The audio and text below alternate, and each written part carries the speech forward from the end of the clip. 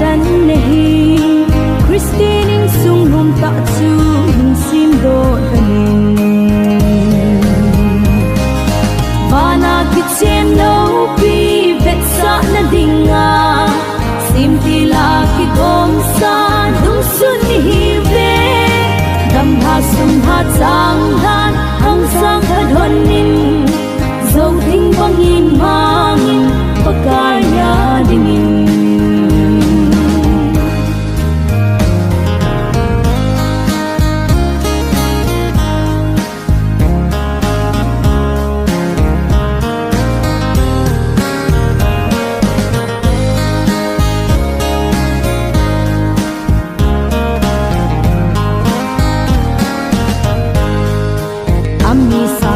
sang za la akidei hen mong bay kut zem bang in ngay lut na mong day sa le naw in ham phat malam ki bana na tam kum khun hon sot hen ding det zing hanin bana ki chen no pi vet sa na dinga sim ti la ki gom sa dum sun hi ve dam ha sum ha chang han hong sang ha dhon nin zo thing bangin mangin pakaya dingin Ate ho boile iba samle helin dunia kin-gon golhang ti Seiminlal allies Minlal Haokip le nunga Dr. Dimneichong allies Chongboi Haokip HOU DANTHENGA KICHENNA KIN-GON te ho athen asa tung zuya boile ima samle hela ate ho lo thei dinga yum ta zewin itabang ni kole hat pha danna ipiu hachung pathen sa pelin thangwa na ipiu he ikiman cha diudan dunia pram he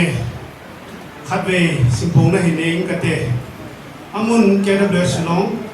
Anikho 18 October 2025 Saturday Aphat 11 am 15 Izong le minutes hom na ngai he chi tain Monu ahom to kikhana ai phana mun ho chun ma zana a in dinuwa Chairman Muin ai Muin kilana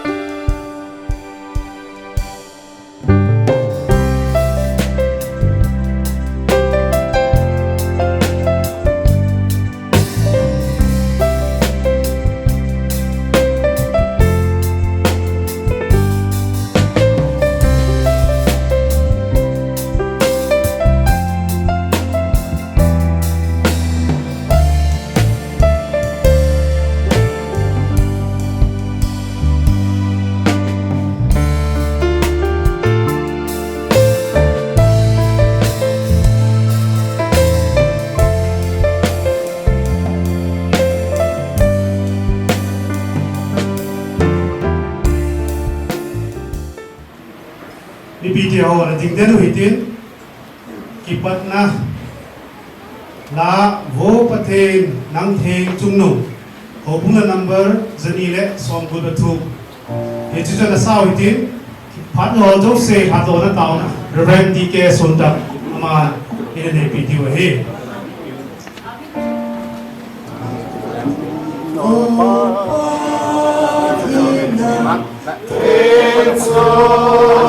lung se cham kip na hi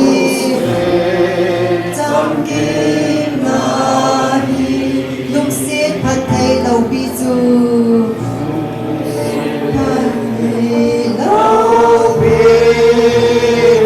iten hi pe na lo bi na jing jing di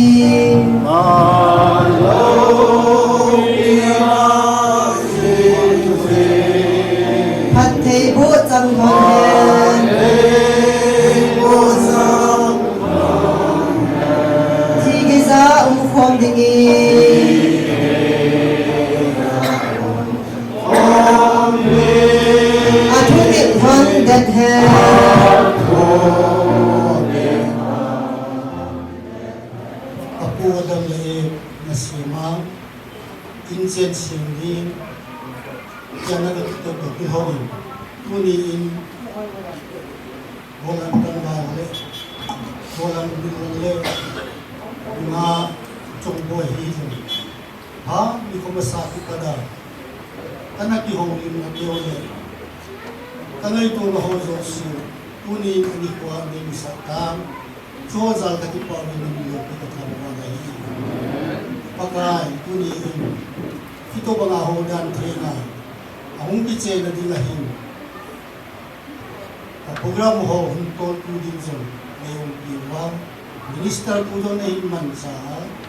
iteng le iti program ahin ti say ding ho la sa ding ho zong se ka ino naging na hinman sa wa kapar ho itu sila chay chay di nang mahabawin na yung piwa pathe day mo intiya kaparo ipat ko lai ka na pathe na ngay chay huwin po kapatay Jesus Christ Amen. Name to say Professor Tiki Haokip in Sumupa Padan Beauty. Ama sapinin patpa hinkupa damnai piwa hat chungnung tin chungnung patin thangwa nai piwi dunia ulang minlalle nunga Chongboi janggop na HOU DANTHENGA KIN-GON hung ki buông ho ko bung mi thieng ke hi jil le be ya uda naw ila ku te ho na bon chawin ngai du sam pinin in sumi thelangin lim na ka hin bole adi in tunin Kinthempu Reverend Dr. Hemkhomang Chile Pathin Hatsaho Achum Ben Nong Kiho Dinga Chongboi Nung Sangte Pila Pute Ho Kiloy Khom Na Tasa Nagawa Lamkai Lugu Ho Yosi Hitabong Phat Name pilo ba in la dong tam pi ne yong lau chun tao pi ding la phat thi ko dinga tunia chlai muna la hung ja luin se yo lo ki pa na le lin na kai bo lui. I also take this opportunity to express warmest greetings and welcome to our brothers and sisters in Christ who have come all the way from Tezpur to be a part of this marriage ceremony and also to witness and bless Mr. Minlal and Ms. Tompi's union in their sacred and holy matrimony. I must say, brothers and sisters in Christ, your presence, love, concern, support, and warm wishes are truly invaluable. May the Almighty shower His abundant blessings upon each and every one of you for the good things that we have done for us. Kichu achom lam ta'a in sumita nga limna tui siu din chungmang patinin dunia chlai muna hung ho zo si ki ho chunga thi pha na bol da luin pathina lam chumin la pitawan ta ki pai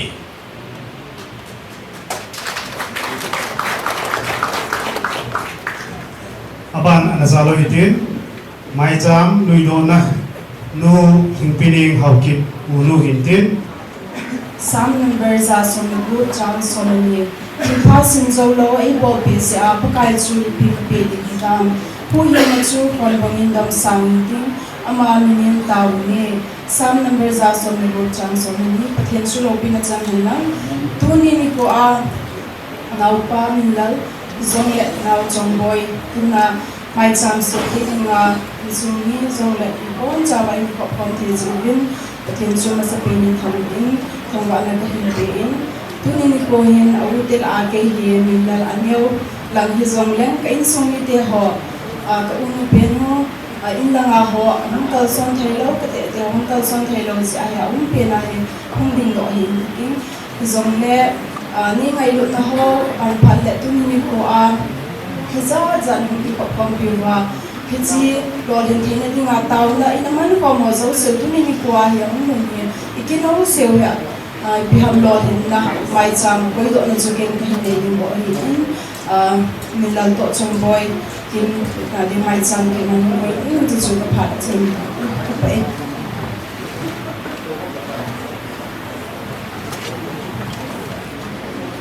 Hobong sel khana lepa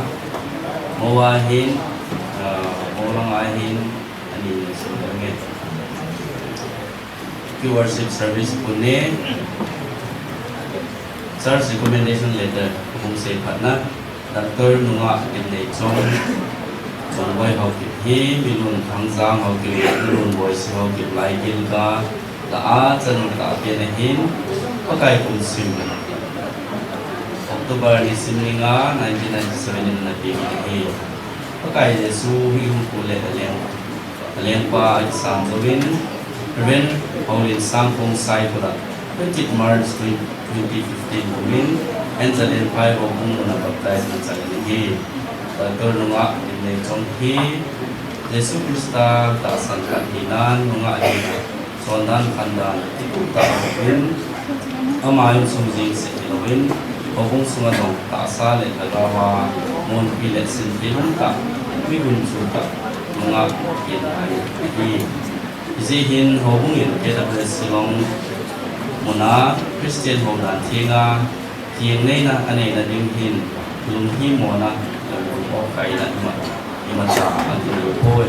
Aphat jetnan hije sei panalya ko hi kahinde nahi pathinle hobung anga HOU DANTHENGA KICHENNA ane na dinga hin atain amale en sumi te ga hi nahi pathinin mazon na hin sumi te le hobung mi dia din pangle ate pulu tuhin Ahen Hemkhomang Lai Chairman KWS Pune dated 15 October 2025 to Ahin Kun Laya Eho Bungbi Molang Minlal Ais Hobong Seifatna Worship Service Shillong First number to Dedehin Ulhang Ti Seiminlal Minlal Haokip HOU DANTHENGA Zine na dinga Amun Hitun na Zungjuin KWS Shillong respectively Again po na Zung Tupul Paginihin HOU DANTHENGA Zine mo Boy Ulhang Ti Seiminlal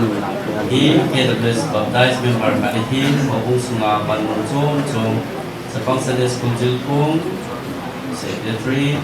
Superintendent Subana Church Kurazong Hi,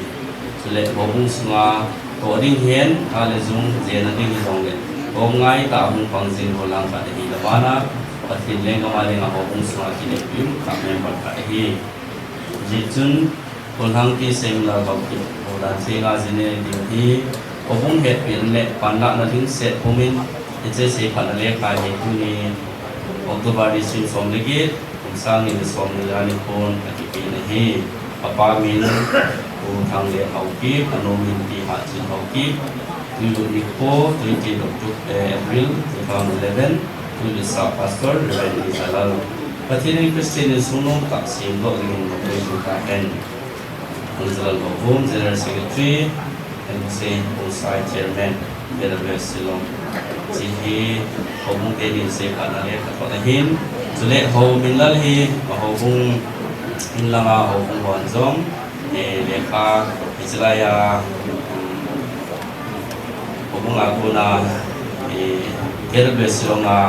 Danthenga Zine Tingin Sei Patna Elo recommendation and payment It's a pahe bon chan Minister Pakapun Ping Katin Suki Pak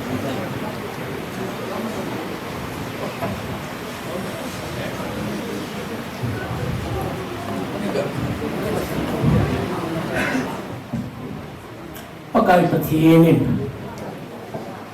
Amun in sunga Minlal hobunga itu mitau nite ho ai san pi vin e ho le e ho ekipe tu thailo ta sa dam phen le phat pha ai pi vin lung thima anikigun pule pa son dola boarding along ho izakai bol chai a hi to hana tu ni a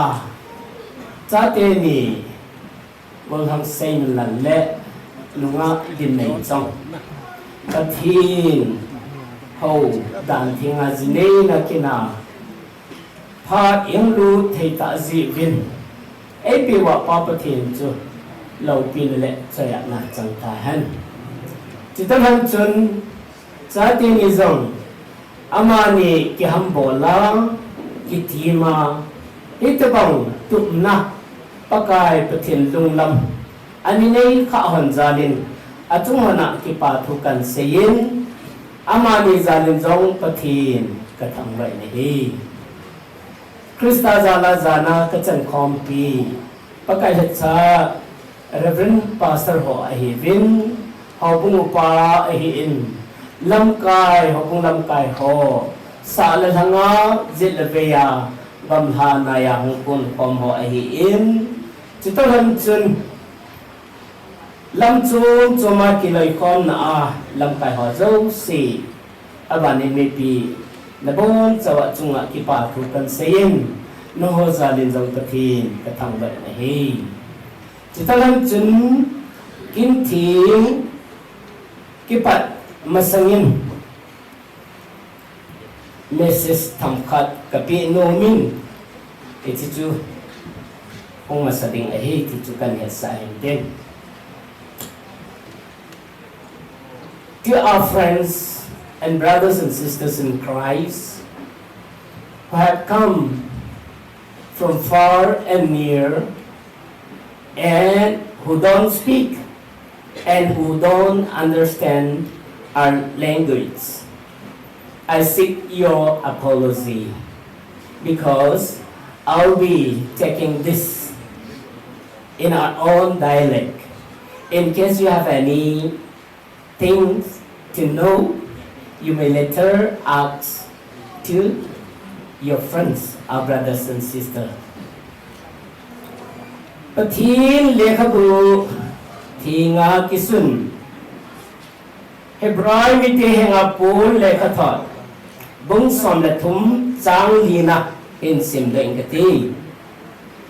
mizo sila kichen hi za umhan chale za kunjong su bo in da han zon pan le ni ji to zong ho thu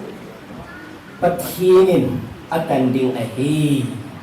papathinin a thu isim da o pathi ebo pitauhan pathin le mi pi anga kichen hi za umhan ti a hi dong zui chun tuni in Ichi nadinga chun ipi ngai cha am ti hi poi ni ka sei do nomen amasa in kichen kiti hi in sun ki pat na chu kichen a hi in kichen kiti hi pathin ama ta in a hin phu do a hin a he sim til bo bong ni chang som lagi na khu ibat a hi le pathinin Mihim pa dinga akyang na pi ding asim dia alhak sa na thu akimun chang som ni la khana pat som ni le ni sunga chun numei ahin sim dan akimun ahi abani hichi asim do sa numei nu chu mihim pa hinga ahin puilut pi Akimun ahi Hitia cho pathinin Nulepa kichen kiti Ahin pudo ahi ti hi Kristen te ta san le chi pi ahin ahe chi to han chun vat jui thei Christian in sung sim do na ding chun itaw na wa zong imin pha zingu khat chu in chen ki ti Christian te a he ni damin avat jui thei cha tiền hi ta bang in chen chu ai hin sim na ding ti pa hi itaw zing nau ai hi in chu ta lan chun in sung sim do thei na ding hi ta bang in sung sim do thei na ding lam pi ni chu tu ni ta hin ta lang masat no mi khat na chu hi le mi zo si la za kichena zin Bible in za han ki a asai chu ki go hilau kichen zo a hi ama bang tu lai kang tha tam ta ade dia pathina ta sanadi ta ke gul phuna nei lo hon he chi kichen na pa sang hin mi pi la a vet no hun le a hoi mit vet a kilang dinga a hoi a pha he cho tu na hin nas satan a ki ham bolun ai la avelin he cha za ati hi ki go ai pun ki chen hi a hi e ti ye chuni ka na hi le ho kung tam ta a ki chen na kin gon ho a kun ki go na ai lo le ki lo na ti ho be na lu la ki ta do zo aum da pun ai hi chút ta bang a ki go na ai lo le ki lo na kin gon ho chu ahun ki chai tiang le ipui pa chon dan de zong ai hi in patike cha kin gon hi ki chai tiang le mo vai hun na ti khat zong hi amo ate dingin ai lo le amazon te langin patike cha gon ti ai hin ai lai ta banga ki lo na le ki go na lang zo thu pi sa na kin gon chu ichilaya kin thing a ki chai ting le in lam zo hi ta lo vin gon sa hoi lai puna photo la ne dinga lim la ne dinga mun hoi umam ti chu a ki gon te ni to anung zui ho zui thei thein adalovin mun khati di a mel se ta khat hung ki lang chu echa kin thinga ki gom te ni a ki mu ang ki chai chun gam lang adal khom vin lima ki lavin zol dei la cho thanen a lavin a ki gom mau pa lam kainan alam khom vin ki cho ta bang chun Christian in sung vat ji thele ni ho ki tiel ko na thei anh xiêm độ đinh hi tạ sân ở buồn này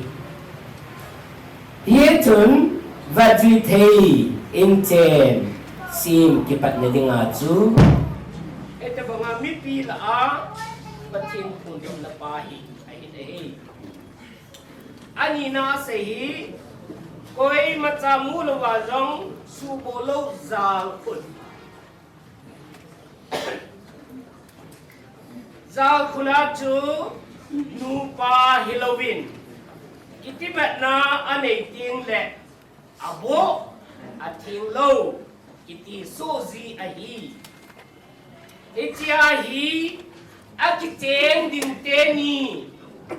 khal khal lukhom le kiti bet na bo se chu zal khun subu hilowa akiteng din teni pasalam numai ham kaja sang chu mi chung to ani kitimat kha ani lum khom kha ai zong le itia chu zal kun subu kiti chu kia ai heti he chun numai le pasal kitimat na ahi hinna zawa hi in hechi hinna hung kon na le api chu pakai pathin mi hem simpa a hi in hizia chu pathinin kitchenna ko sung thi lawa numai pasal kitimet na chu na sata the ahin ahi izi chun iham khatia kitchen masanga kidei chat le khingai chat na in aha zo bal ji akitimet sa ho mi he mu dingin dan hobung dan iti hawin kitchen kin-gon ki gong zong le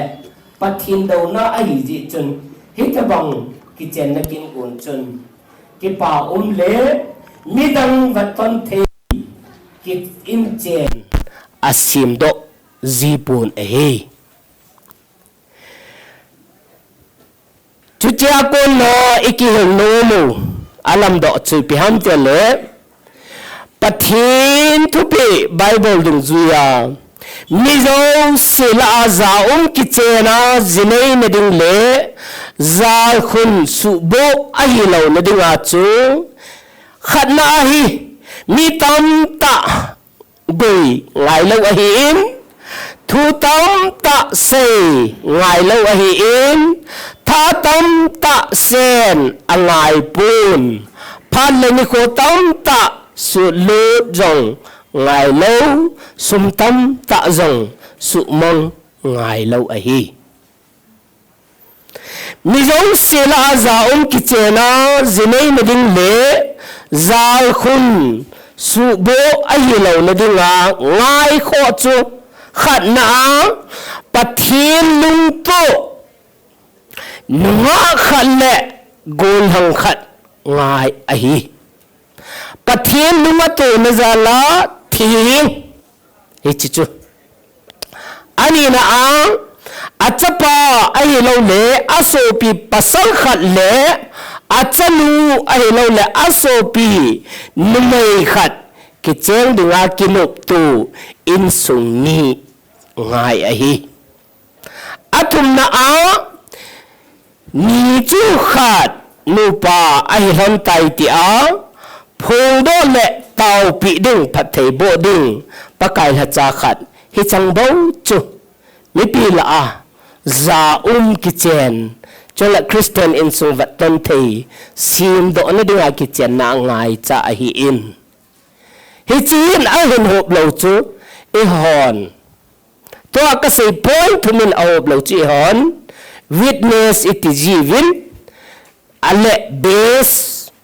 boy base girl it is given no mainu pasal pa din competing it is given tuni na valen say kining kate aki hatsin pencho ki chang ding te ni a hi in witness izat nei han jong le azong tu na jong nom phat le a witness ko ma chu ka zong han tai ka zon han de ti loading a hi ya chu ki chen na tam ta pathin dan thinga ki chang dana uma ai wanga a ki chang te ni ani thing lo a witness te ni jong hello anu pa ten jong hello hitabang ki chen na chu pathin do na a hi in cha te dinga aguya akhanguya subsit channa hitaya a hi pa pathinin athu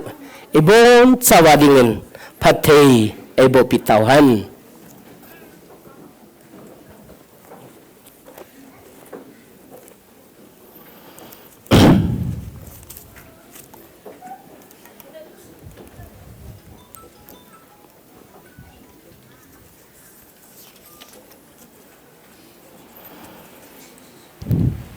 dunia hichi kitchen nahi Golhang Seiminlal Haokip le nunga Dimneichong Haokip in ama in HOU DANTHENGA KICHENNA zinei thei dinga akigel ha na lhon na chona akai zing na lhon hau bung te ni in langa ko na a hi in chichu hu ki sei tha han lang le ทุ่มเอาบุงทุ่มห่อตัวกันมินพะดึง KWS ปุเนอหิน KWS สิลองอหินจงเลจะปามินลัล Mother Church ติริหัมอหินฮิโจทุมินอาหินเปอูเสยพัดนะเลขาดานเทียงอาจินเนนดึงอาพัลปีนะฮิจิโตเลนาจูอามานีกอบนาดึงฮีเฮาบุงินอากอนดึงอาเอหินกูนาดึงจูอาฮิจิเฮาดานเทียงกิเจนกินฮีกลาดึงอาฮิติฮีปะเทียนเลมิปีซาดึงอากะพุนโดมาสัดอเห็นเฮ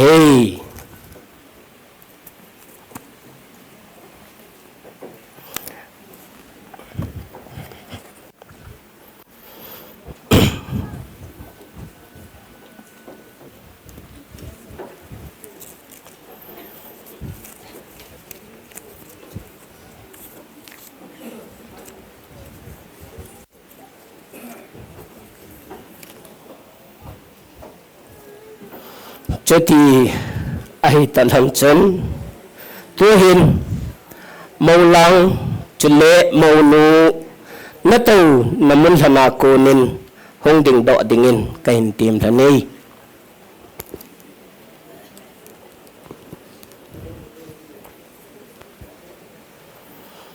น้ห้องดิ่งดอฉันตอกิลนา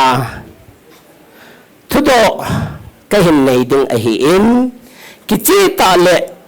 มิปีจะไทยดิงาในหินดุนดอนบุตรลันดิงก็เห็นเตมินเอเฮอามาสายนมาโนทุดอเห็นในมาสายกันเต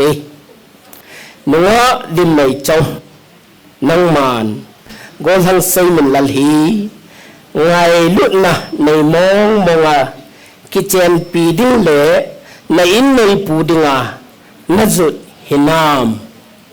Hinge ka zo da hi kipa amin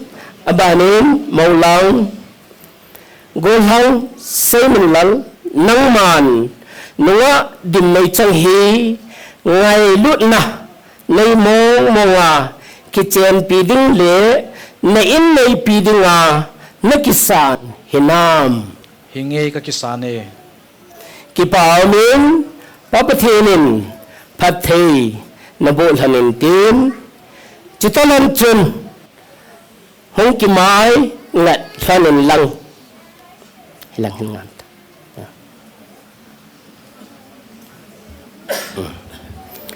nang ning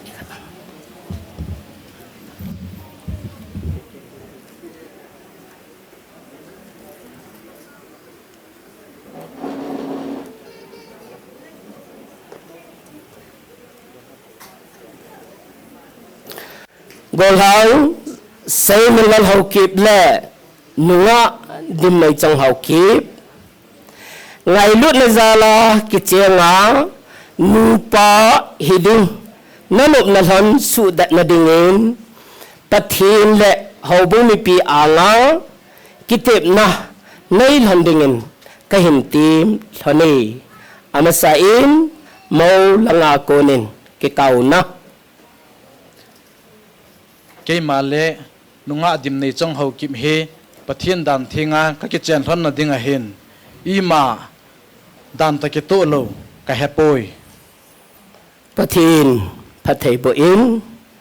mauno keima lenunga angol hang Seiminlal Haokip hi pathin mina ka kitchen thon na dinga hin dan to ki to lo ima ka hepoi pathin pathei bo in ki pau me chital han chun nang ma kitip na hin nei lon tadingin phat ka hin pin a he kitip na maulang keima golhang Seiminlal Haokip in nangma nunga Dimneichong Haokip he kazidingin nop na hi han da na hi han he su na Gl.T na hi jeng le thina in ei khen thon ka sia na kin bor jing ding le ngai lut na nei ta happy jing ding in pathin dan thing dung zu ya kazina hitai tia tunia ke pana het sana ka hin nei na hitai pathin pathe boin tuin mauno akon keima nunga Dimneichong hin nang magol hang Seiminlal hi kazidingin domna hi hen dana hi hen gentheina hesona chule dammo we se na hizing zong le thina in e khenlon masang se a ngailud na neita a akin bol pe jing ding tunia ke pana pathin dan theng dung zuya kazina hitai tia kahet sai ki pamin papathin nakitip na han subulit thadingen ta sa dam thena le phat pha napi jinglan ta han chetan hana chu khot jem bu pi na kin hum de hin maunu khut availam nazit hin tu in lang kanung na hinjuya akichai phalle hichi khot jung bu hi nabu pi dinga hi keima golhang Seiminlal Haokip in keima Seiminlal Haokip in nang ma nunga Dimneichong Haokip hi nang ma nunga Dimneichong Haokip he dan thengin kazina hitai dan thengin kazina hitai ti vatsa na le het jing na dingin ti vetsa na le het jing na dingin hichi among bei khut jem hi hichi amang bei khut jem hi kabu pi tai kabu pi tai abanin mauno in maulang chi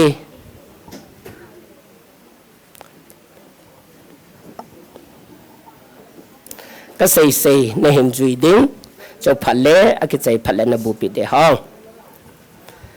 keima nuwa Dimneichong Haokip in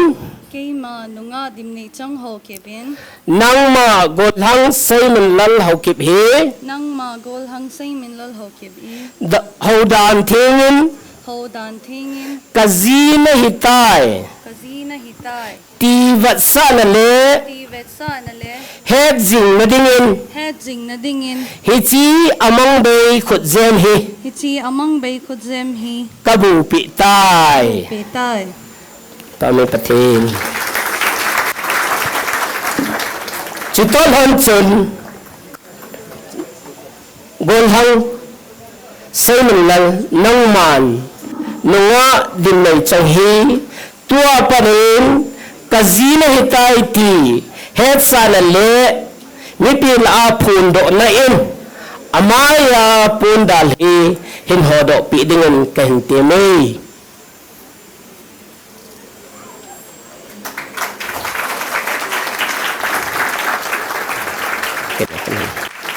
tua hi tau pi na kin hong hiding a hi tau pi na ka hin nei masangin cái man ka pe thei lo pathian thua ko na phathei bo na ka hin sap ding phun do ding a hi in hai kan la phan le mi pi hon inop now amen ti dingin ikitim na hi Krista zala ngai lu dum golhang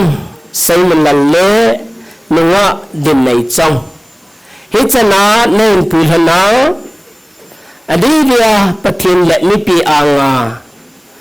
kichena danthenga zimei thia na hin pu hana pa pathin chu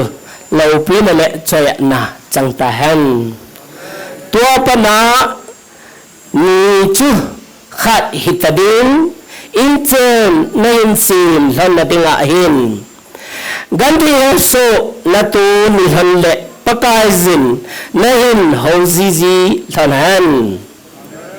jacob pathin minchen na hongzing thanan pathinin munthin phua konin nang ni ki tho piding hin sol han lang zayon hanga konchen na pan piding na pite thanan ama no pina ke phondo na dingin pathinin nalunga na dei chalhan na pilhanan na thilgon na tup zong season na bulit pi lanhan nagazolhan ki papinan kehon lang samawing ting ipatin mina zona pon lap zong se kadap sang dingo ahi pakazin til se zong se akonin nadal dolhanin tin tua pat na vai kon nu pahina na vai hin hana na ching zamjing than tahan mi pi in amani pathai bu na tau na iman pi de hi zin kino sa tain amani to sat na in ding khom chiu tin ke man tau na hin nge nang jong lungilin hin tau pe nang cha te ni nang ni jong nang ni nakilhan na han ki tau dingin ke hin ti me ki Gl.T nei lo hingjing na wa jing na lu na din pa pathin nang ma in ta so pithen niu ka u thang giang a hin ai nei pi a hin ka u thang let a hin ai nei pi a hin pathei na bo na han lai gel ga la a chapa chanu tu ni a nang ma mina mi pi le nang ma anga kitchenna dan thenga jinei thedinga Anikho kha thehan la zalin insung te ni zalin anu apa au anau te ha zo si zalin kaki pa vin namin laupi kathangwan he cha te ni zong hiti a chu zol hap thei lo nang ma na hin amani le amani zong ki zol hap thei lo a hi in amani ki het na dung zu le amani ngam na dung zu ya papathin ho bungin zong athil gun akigun na hon no pi a phal pi a tuni akin to la theya zalin chate ni zalin jang kaki pa vin namin laupi ka thangban he ahung kinop tu theya hobung ho zo si zalin jang kaki pa vin namin laupi ka thangban he tunin nala chahinan keiman ima kapi thei ampui hi zong la in zo se pe thewa nangma kanai kha zalun kaki pa vin nam laupi ka thangban he he chi ki chen na he nangman azi neya nani phu do a hi in he chi ki chen na hong suwa hi nu na pa tibukip na nu na pa ki thu khom na nu na pa he tia chiki ven bit tu na nu na pa ta sa lagaw ngai chat ki su blit pi tu na nu na pa ki thu khoma nang ma go pi chate pathe na bo na go sin khom dinga nangan si na hi chate ni in amani a ki sung lova wo pathe nang ma hi alaya ahin pan sa lana hi chito dung zuya chu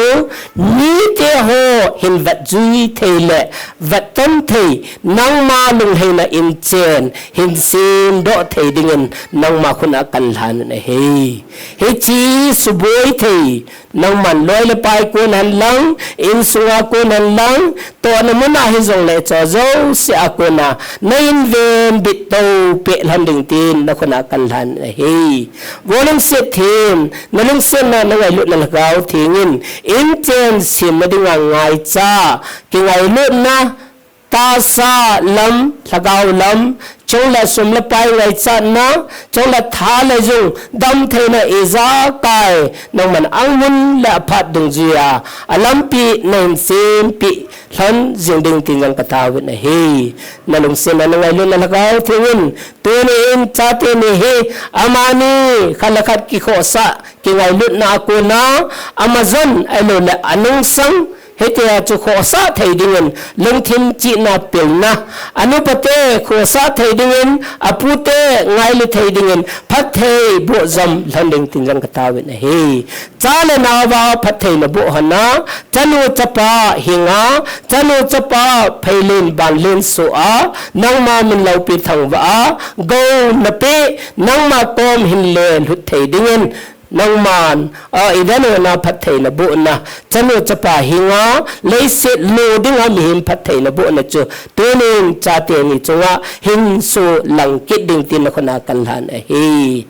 lâu pinale choy na nang ma changjom jingin kathum kataw naw ha chunum kai Jesus Christam nei san piun amen khale hong ding do no phun do na kai nei ding hi kai ma Reverend Dr. Hemkhomang Haokip Pastor KWS Shillong tuni nisim som lagit elha pakai kum sau ni le som ni langa nisim ni a pathin golhang Seiminlal Haokip le nunga Dimneichong Haokip hi HOU DANTHENGA KICHENNA nupa ai hilhan tai ti a pa pathin chapa pathin chule lagau thing pathin mina kahin pundo ahitan ahi ko benguti pathin chateni pathei bolhanin chedungju ya chu to hi hobunga kona sui bolding ima om kha le phat kan pin hi hobunga sui bolding ima om lo na achutia le tu hin certificate ipiding ta zivin pi masangin tu ni a chateni kitchenna a happy ding apong pasal molang langa apa pa thanglet hongda in lang chile monu langa apa pa thangjang chai hongda hlandingin kentimi che so na kai handit song heo nang langa ki khen jam nang heo nang kai ma stan na chilaya hi na mo thai nam heo nang ki khen tar tam ngai tar soi kai namin ke sunita su soi okay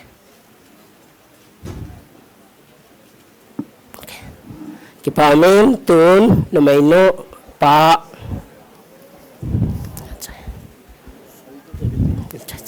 soi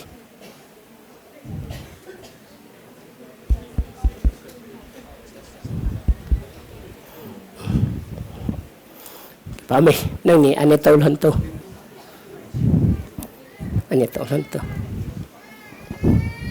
Salket pido na hining kati Cookie Worship Service Shillong Certificate of Merit. This is to certify that Mr. Seiminlal Haokip, son of Mr. and Mrs. Thanglet Haokip, born on 5th November 1992, resident of El Pino Village, Hinglip, and Ms. Dimneichong Haokip, daughter of Mr. and Mrs. Hemkhomang Haokip, born on 5th October 1997, resident of Macau Tampak, Suguno. They were united in holy matrimony by his servant, Reverend Dr. Hemkhomang Haokip, Pastor KWS Shillong, on the 18th October 2025 at KWS Shillong. So then, they are no longer two but one flesh. Therefore, what God has joined together, let no man separate. Signed by Minister, Witness Pat Thanglet Haokip, Pat Hemkhomang Haokip. Chi chateni in kituk ta na kitchen hana angai chana nani mancha the handingin haubung thakhialin ken pidot ta nai hi hin sangano then pathai bun khat be tu koin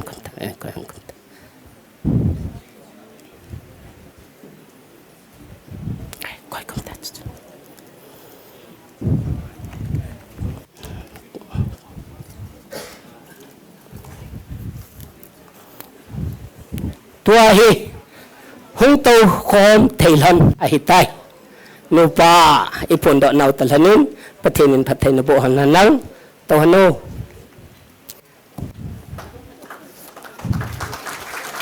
โปรแกรมขัดอวัดนาลายยินจะจูเกะ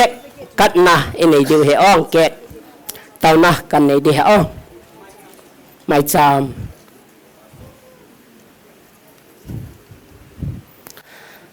เต่าเตะกิเฮลตีในเราเห็นสิ่งว่าจึงไงลุนาดิมปาปทินชาเตนิตุนีนังมาดานดุงจุยากิเจนนักินอันนี้นั่นหันกิปาปีนซาลาหงกิกงแกะฮีไอหินอาดดันหันดึงไอฮีอิน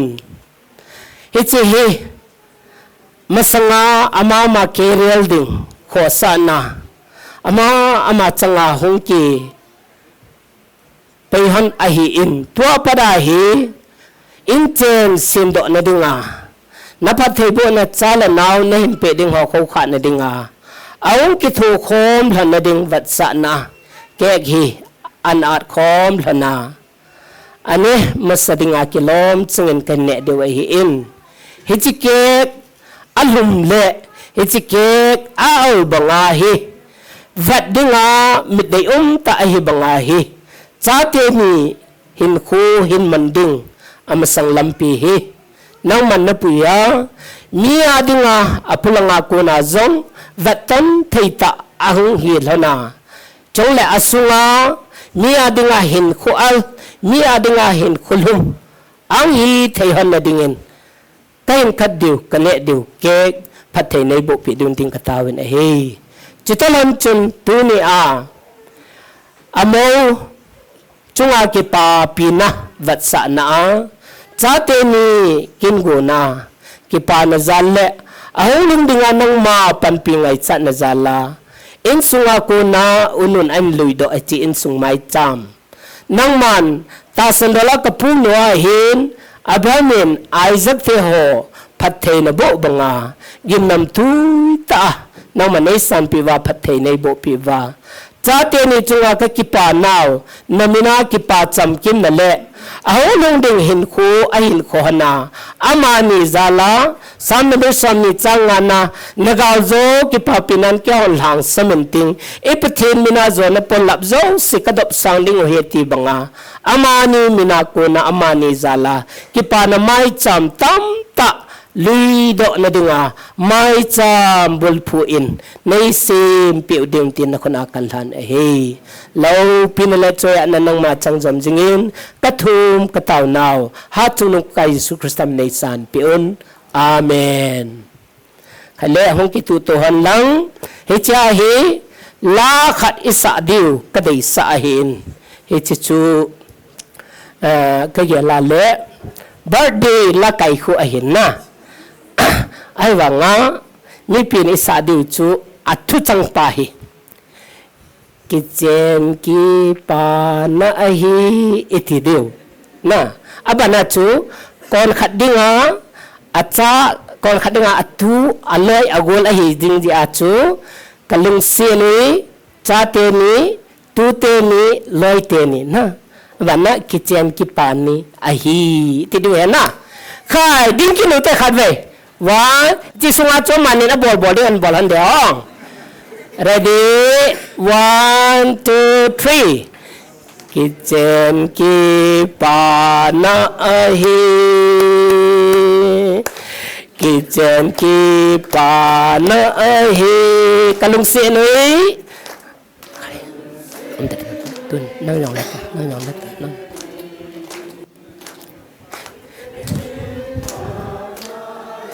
Patin patay buin Patin patay buin Tunat kinan Sanoy lang ako Patin patay At kong kinan pa Nyaw sana Kaya din Okay Nanihon eh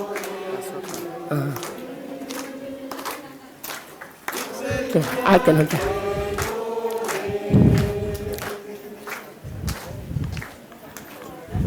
Hemkhomang na piin. Hemkhomang na piin. Hilang first. Hilang. Nanihanin. ki thu hon tang ki thu hon tang hello na ni hon ni sa hon ka te Chongboi ania tun bol kin hon tang ta chong chun het ma ki pa me tong tau te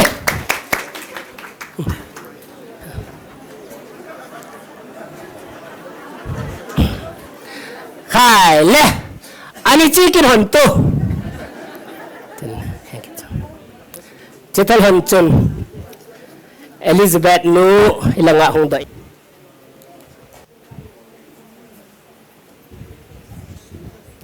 kai su kuchok chi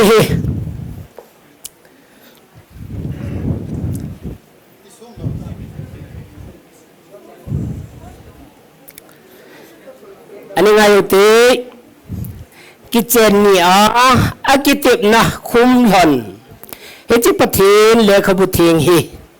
pathin dan thinga kitchen na anei hon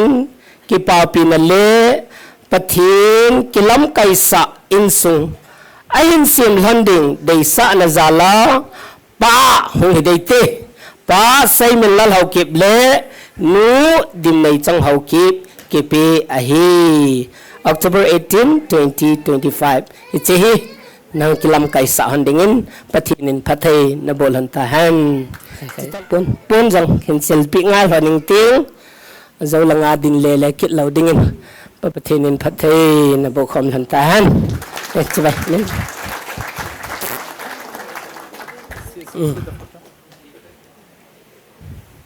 Hichichu Kinthing Kichennai hitan aban chu konda khona ani pikit tauti Kinthing ho ito chai piu le achai ni sana in to la piu wa pasor pa chunga ki pa thu seven program hi aban in chalma sangwin ki punna ananitri within khatve amasa in Maulang insung mite ho sit arrangement long chu akito khen sa tho na in hizong le mi pi ga mu thei ding in khatve Maulang pa insung mite ho na to na wa konen lung se ten khatve na bon chawin ne ga din pi wo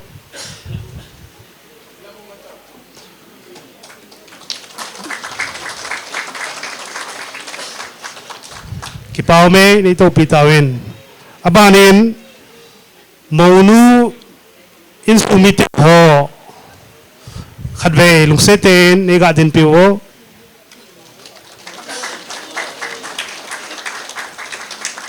Kipao me nito pitawin subanin maupa pute ho ito na ba konen khadve ga ding hoite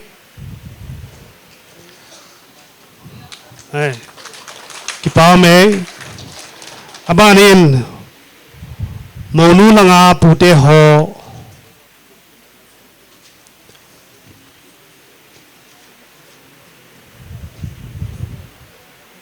umlo itantin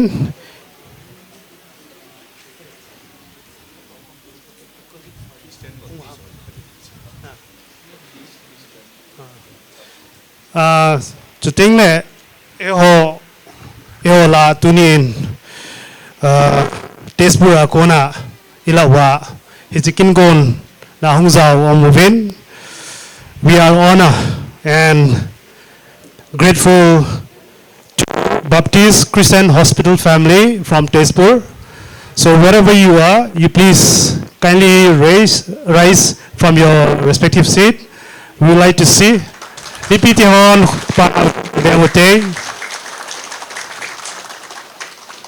Thank you so much. Please be seated. Abanin MBBS Jenims batch of 2017. Maunu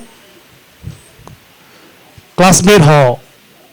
batch 2017 batch.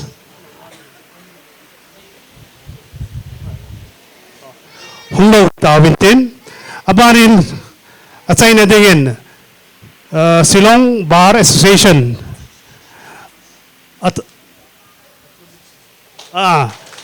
Please be please rise from your seat. Yeah. Amo he tunia mopa adinga colleague hoin. Thank you so much for coming. His introduction tamchakat. Sorry, khat gabol ben lairitin. Tunia mopa he kukin Meghalaya, kukin pi Meghalaya semang ahin keu hilovin eho Manipur context sa kumpi azong thang sam ahin tuni ni ko ahin kumpi lang ako nin jong to khompi zaum ang win hizechun luseten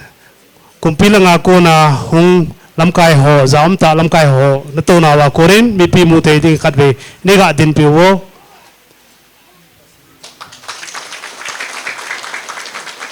kipa me pachom khana dingin hiche kipona chu hi sawitin yam tia ngai ayong le ola inbol diu hintin chubana tham chakat puama habeding khaleni omin hichu ola hiketu iken sadi witantin tun labung KWS Shillong khanglai te ho phan an pewite tunia hichikin lopita hinbol do I uhi in iloi pau in golhang min lali kipa pium mama zingin mizo sein kitup chi jong le ko miyo se ki changzo poin ama hitabang kinan bol do hi kipa pium mama zingin khanglai ho ding azong kitil khona ta kharin hung pangin amani nu pa jong pathinin pathin bo jingonen lang tunia hi khon bol thi ma cha jong kanei povin la khat khan sa tiu hi in monu le mo pan lungse ten hindin pi divin kan te me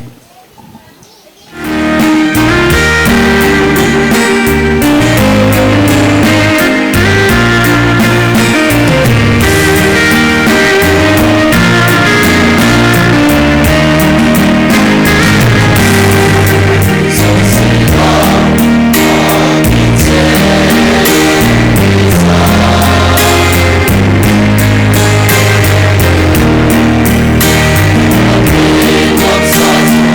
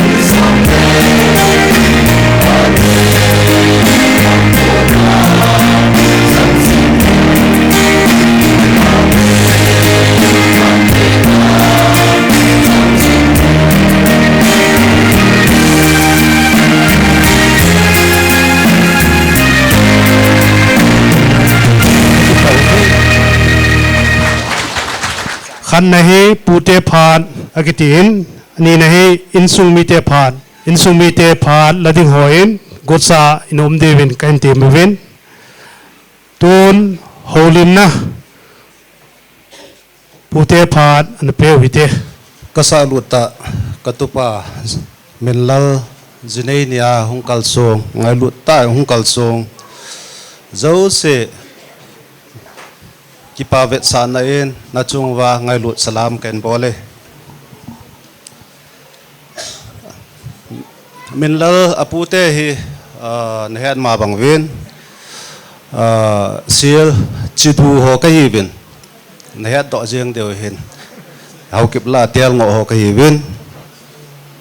ke hi ka le hen millen tu lai ta in BSF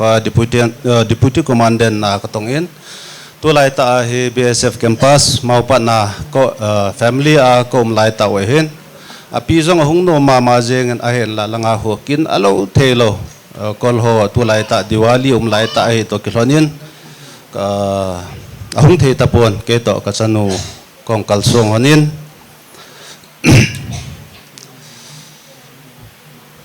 Minlal pa gang thanglet chule ke kapa mangkholal amo ho hi all nabil Anikho sai vin kumso ta na cheng kho ma hi vin kingai luma ma in sung khat an hi vin ti chu introduction ta banga ka ga se do hintin adang jong ha se tam lowin pute hin ase hlom le aphan tatupa Seiminlal Minlal hi mi zo sin achan nom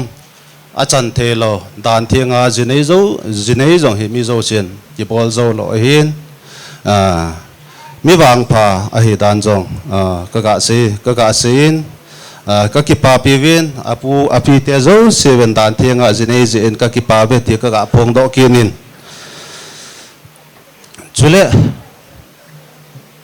tua hi upa Minlal to nu Chongboi ti di tantin ama ni jong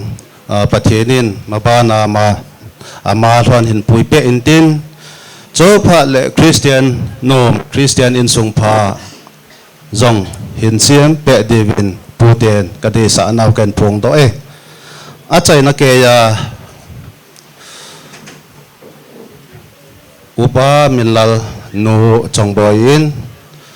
mabana jong tu ahung lungding chanu chapa jong hin hing lonin tin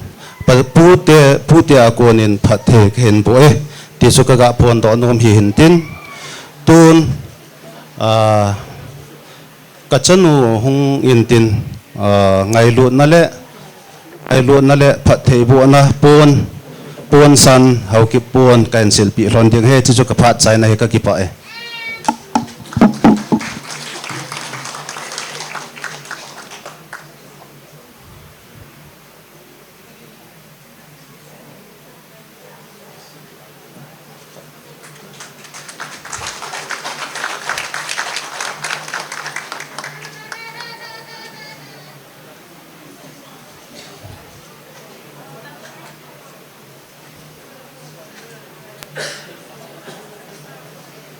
wat chai la sading nunga choi chongloi gotsa dingin kan te me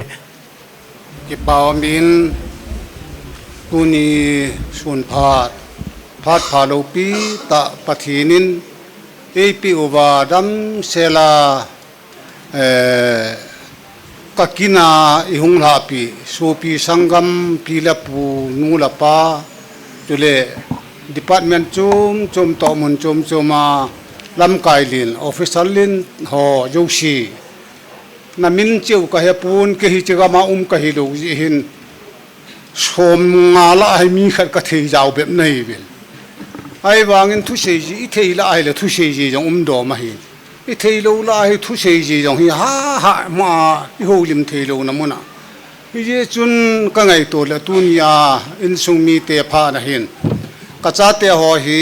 na din diu ka ti hin nang mi pau ma ti le hung ding in katin ka sei ho hung boi mai thi a hin angai da na thip divin pakai minin na bon chaven ka sei masangin ngai dam kan thum masa nahi ka ki pae tu ni hi amasa penin pathin nin hi chi chan ge ei puya kamoding kagel phalo be anaya ngai thi ayong numei tam ta omi jong la pathinin ei gun pi agama gamla ei puya ke yong amola mol he yong leng pathinin isol na le igun pi namuna pute ngai lun la ka chana he tabong thillo pi ta ka chanjin ka pute bo chunga amasa penin ki pathu kan se ye ani na kevin suhi kein suhi ke hi so pi pusal group ka hi bin numei khat ka pi ngobin thum ka thita bin thum ka hi ngobin pusal hichila chu ahingla hi amilai ka hin tua hi pathinin kachate hi ajun kapu pawin aholim na chun asei ta in kanu yong amau in sungahin kaji jong amawin sungahin kamu jong hi thum hi amawin sungahin pute hi nala yong pute chung chu nei be ka pute yong tunia ka kinagam la ta yong le manipura hi han lang le ka pute yong aphat ong di hi am dan chu hi jong le pute din muna ding tam ta am jong le a hi ta be ho hong din thi hi ka ngai to la ka ki pa in hi ta banga puten ikipa pi naw chunga pute chunga ki pa thu kan sei ki ne nahi abana kan sei nom chu ke ma in sung ngahit sa hi pusal ngale nu mi khar kan jin pathin phat thei bu na jalin abon chawin tu chan hi adamovin kachate pusal ngala chu aniau pe ni min le hi li in pathin minin kalharo athijin ni hi ama ho lung thimina chon tunia hi kachate la alhum pen a hi to kilhona ka khu ka veng ka chen na gamlang hi jong hi lova hi chilai muna bol thei dinga kangum ki jong hi ka ngai to ka tu chen hin ka lunga rong na lai na I pijena mitile ji nei loi in lang tin anu to kala sei ji hanin ahung ro jong le ai le kain lang ka hulang wa ka hunga he le Shillong langa chi wang ve du ni khu ticket ka ri ho ya bui pi kainu wa aina ahunga anu apa aso pi sangam ho solwam lelwam kipawam ti ho hi alungina pulpun ka ngai to ji teng le ji ho no ma ji hi ai wangin ka gel le tunya so pi ulana pi la pu department lam kai ho hu bung hi han lang I pilang kai he jong le tunya hu ho ju shi na ngai lu jalu a hin hi tabang tai na ngai lu di kin ka ying chapu na hi ai wangin ama hi ka cha tel arum pe nei te kel hon anu to hin chapang huwa ka hu na la han chu ki ni noi bang pen da na hu ka nu nu hon ai wangin hi chilang a hin a pen mun ho ajun in sung upa na setan adin mun ho hi ka ki hu tu mo ke ji ama hin agyal da na hin henu he pa ni jaro mu vin tiran hin agelen ke ni hin tu ni chen gya sang lu ngai ja chu nau sen bola ka bol hanai he chi ka ka lau jong infection ka thari di ji ti je chun tu nin hitabang ta na ngai lu nau ka mu ka mit ta ka mu jin nawa zo se jalen pathin thangwa na ka pen na chung chi wa ki pa thu kan se ye ka ki pa ya tu nin ka ngai to le department KWS ho bung khat mei jong le wa arang yong tam ta na hung veti jong kazan kin thi jong leng chule jut department hian lang ke so hian lang kuki in pi hian lang kuki Manipur pumpia alam kai pi ho apen hom pi ho to hom pi ho jo sin na ngai lu su ke jevin heta banga ji nei ding chani ding ahung ki gun na chunga pathinin phathi bu wa hi za ta ne ta bangai ni ngai lut diu ka gin cha lo be hel pathinin i lut ji in pathin thangwa na yong ka pi na hi chule abana ka ngai tu le tu ni hin kat akata lo wang vin aza phajo se ulanaw izanam khat na hong ve ti yong kamun ahong jo siong agung wa nang pu ve ti yong kamun ka ngai tu le sa jo ding ai lo le ipiham na ho ding in kin thil phai ma cha ka bol thei ta pu na him hei jong le thili ja kai jo se phat thei bo thei ya kim lo be pa pa thi nim phat thei na bo su kai hal lang bharatam ta senga nikhota tam ta na to diu na tham diu tam ta jong le na in da ra owa Seiminlal le cho chong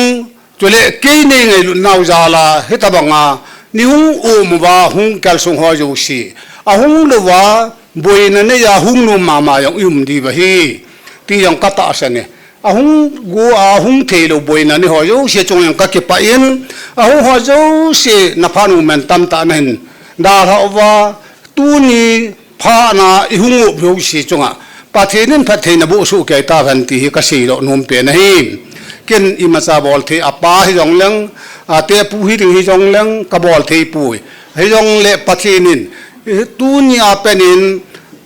Chongboi le Minlalen jong tu ni achunga na thil pha bora jo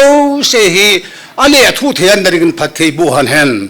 ngai lun nain ibon chabin in sungmi te chule department lam kai ho jo se le hobu meeting te ho jo si na bon chawin ache chain ken ka sei ro thei pon ka ki pa su ke yin ka hin lim su ke yuwe ka sei hirom le upa in asei chule be pa dan sei kit ding hin tam ta sei lang mi sei ding yu si ka sei ding ai jin aba ano mai le asei gu na hi nai asei nai ta nila pi di ven pa kai minin tim na ka ni jin ka sei hil nei ngai da mun ka ki pa e ka sei di khat ka yi ni ngai da movin ka phar sungai jin ka lo hen lo ki ni ti chu lam kai ho la kon da ho ko ma ka hun taw na hi han lang tu hin tu chunga thil pha bol pi di hi tam ta ka ni hi jong le ka bol ru siang pu hi jong le ala lo thi lo wa ka hen do phep khan hi thil pha bol pi ding ka ti win in sung mi ten hi chi lai mu na bol ding loi amin ni dang pha dang la ya mun dang a hun hol program ki bolin ki chen jo hi le hol program hi ji chun gam tin ki bol khomin tu ni hin hovin sung pum ja ya ji win ke ma in sung thil chum ho chu ke man mun chu ma ka bol thi na ki bol tang ting ho bung le bara bol ding a ki lom ho hi ka mu nu le be nu le tu cha nu le ka cha pa hung ding win tin thil pha bol na hi a ho ya oi lu thum le win pa kai min ki pa vet sa nen i hung bol pi di win ka hin ti min ka hin ko win ke ma ka phar ka chai ai tai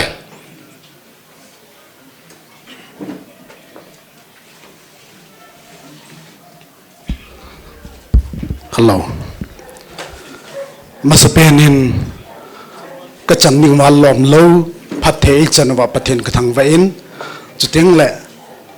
tunia mi pi ho ngai lut ka chan hu jong hi ke ho chanding a lom lo nei chan hi zen mi pi ho zo se na bon chaw chunga ke ma jong ki pa thu kan se na he okay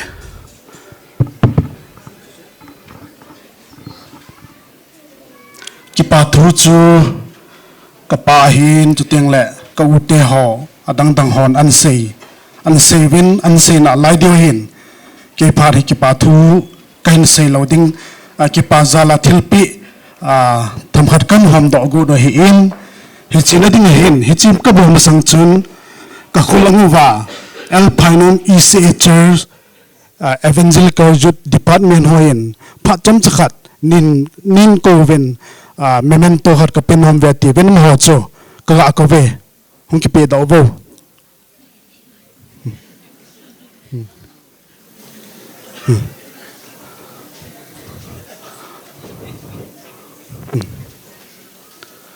he aman hin sim don tin na memento sim ba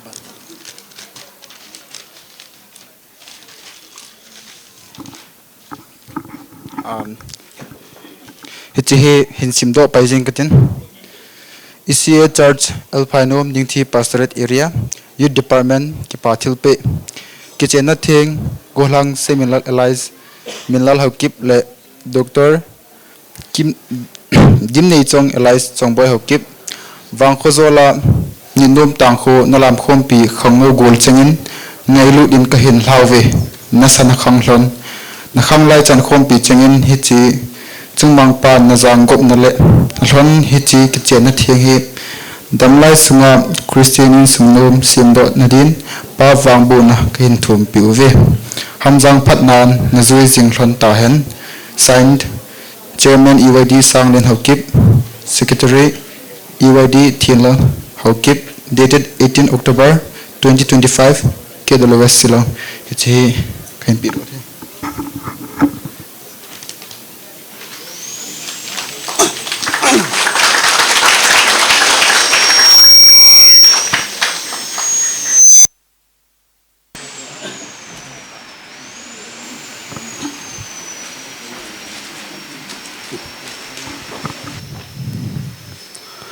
Kipamin abana insingami unu kaukim him chuting le benu uboisi him chuting le kanau pinihung do ventin chalanga hin thilpe dingin thil nabon chawahi thilpe dinga kilom hi ben pi loadinga kilom cham poin hizang le bon chawa pe ding chu ni lagawin ta pun tin pha de jang ta lo ding hin hi chun he ho sila thim khat kan leng do win lung se ta hi chik ama ho ki pe hi e bon chawa phal henga kan pe win ni pi hon ni yal pe le chung ti ta na kan nei tao ama se pe na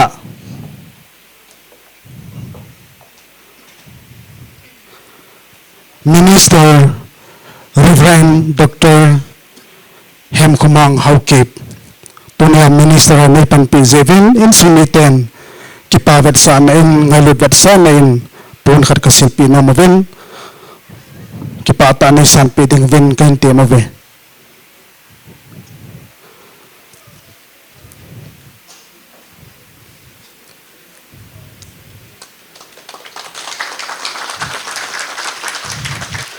Abana KWS Shillong Chairman Ham Secretary Ham nung setan hing dino pi bin lang thilpe khat hi ning san pe ding ven ngalutan kan ti ko ve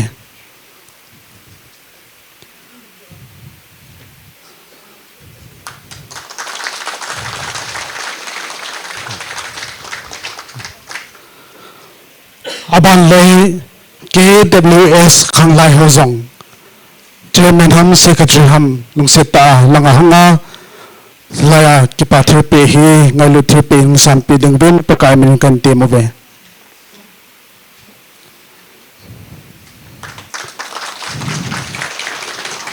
aban lei kuki in pi megalaya President pa kan ko ve lung setan hungin lang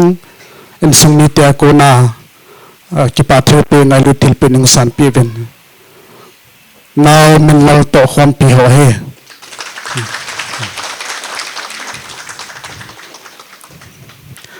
aban le kuki in pi kumpi tu Benjamin mate lung seten hung ding don lang kipathir pe ning san pe de kan ko we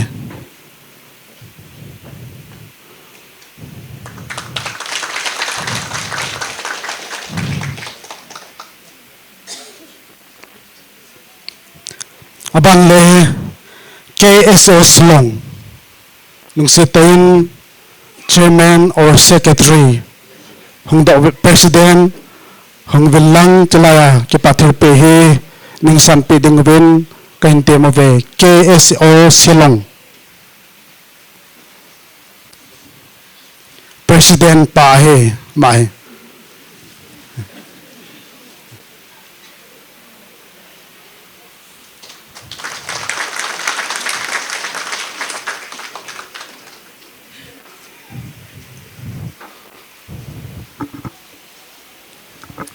Kipaume. Now I would like to call one of BCH family members to come forward and receive a hamburger gift from us as a token of love and appreciation. Please come.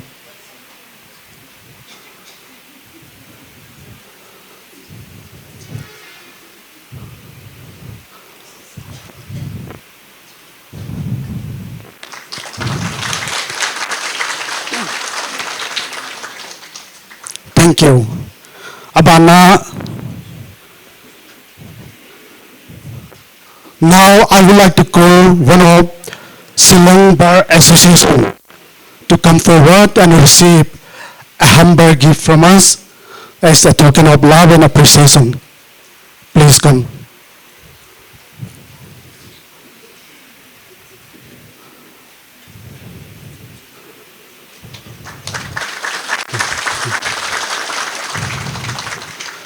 Thank you so much. Abanle. Thank you.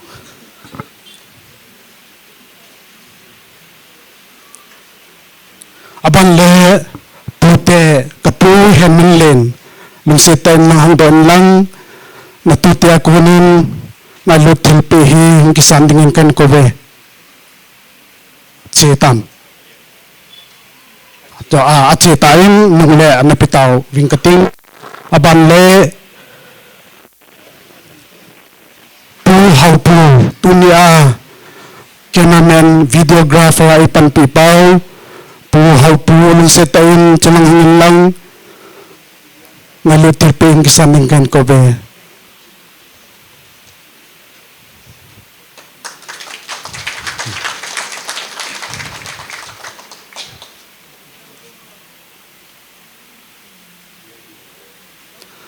Kipaume.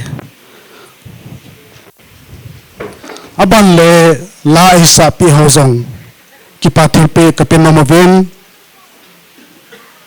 Abat.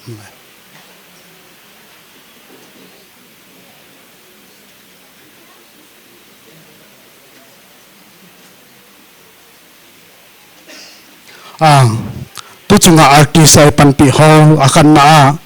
golhang lumpigen chipgen lungsetain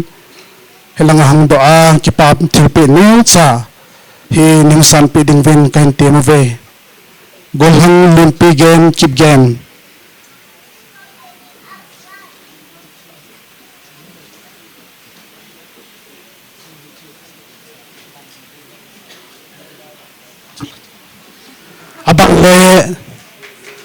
abang le nga ngai kim khong sa yang do pai pai lang nga ngai kim khong sai azole abana hung ki go pai dingin nga cho choi chongloi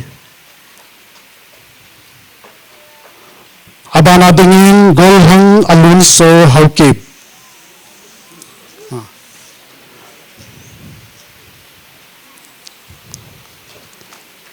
atamai puni zongle kipau versa na mela no mudinova neu chacha kain ho mo hebave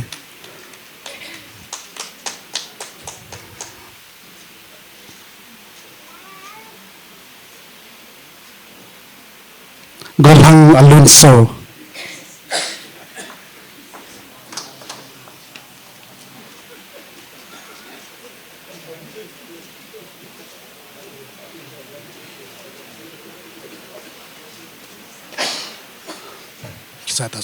okay kaya par hi chan chen tin bol khilam le kingai dam te ka ke pau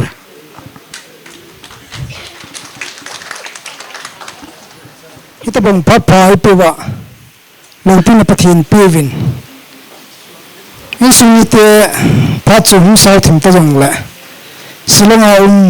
in sumite kilo khomna aumen cho chang ban kan jat deu hum hin tin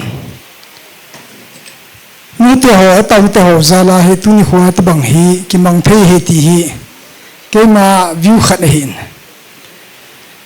ta na phat sai ni lo wa khuchle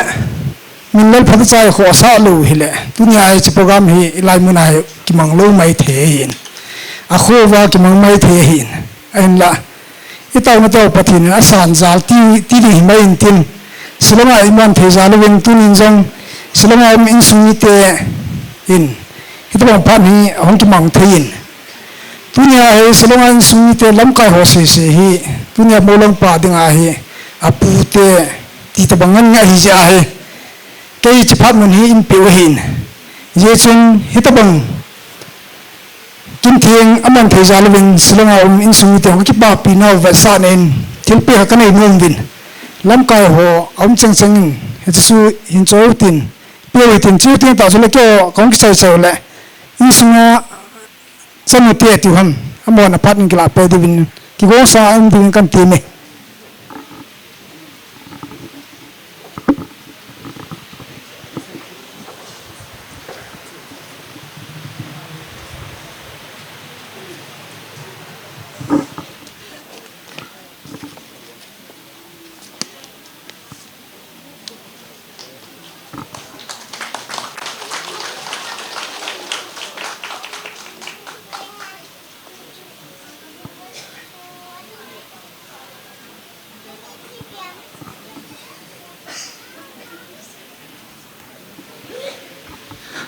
Amun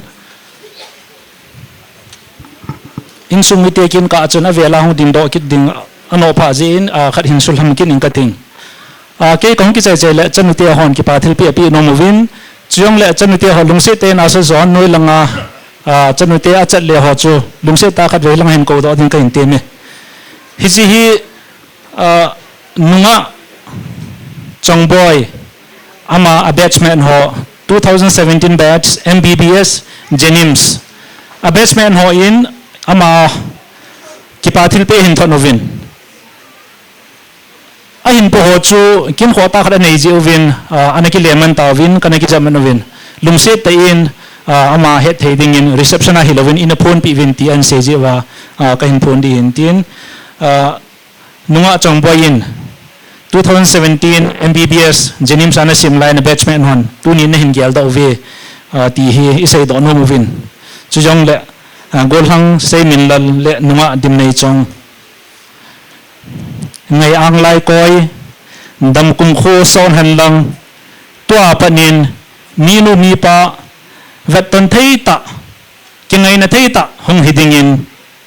ka hinti movin chujong le nunga golhang tam pia ding ajong ki hilna thei ta na hi honding ka kiniam ave ti ju sei do hian lang asungai amount hi hing sei do jing lang 14,800 a hi chi hongkila hon ni ka in tim tu na bana chanu tian hinjom pe tin ka hin ko we sina chong na batch na cho na pu pa na pi pa jo khong lang na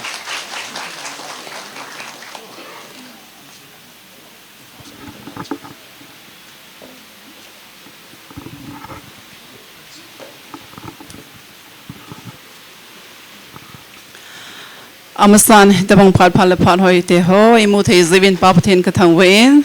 tuni ni khwa he chanute ho thalhenga khong ken hen chanute ho thalhengin na bon sawin ka zan au sibai kan bolwe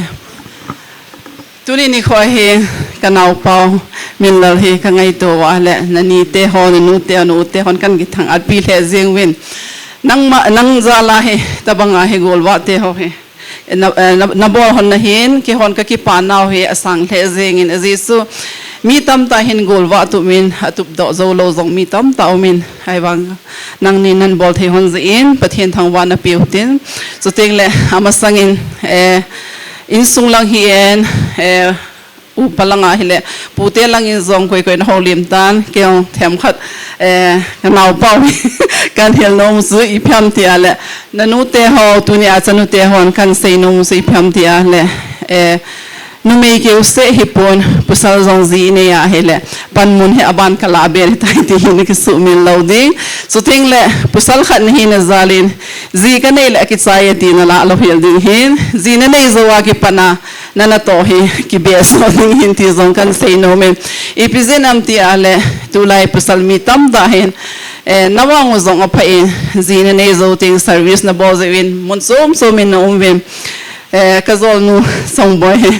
ke ding zong kazol hin kamau nu zong hi ama hi ga se ding nu mei kha zinei zo wa hi pan mun isan ge hai la ham ti ale service bo zo ting le transfer som in sin ite khang tu zong tu lai ha ki be ta pon khalang in tu lai khang na na wang pha in ai wang in tunin ka se nom si pham ti le mau nu ding zong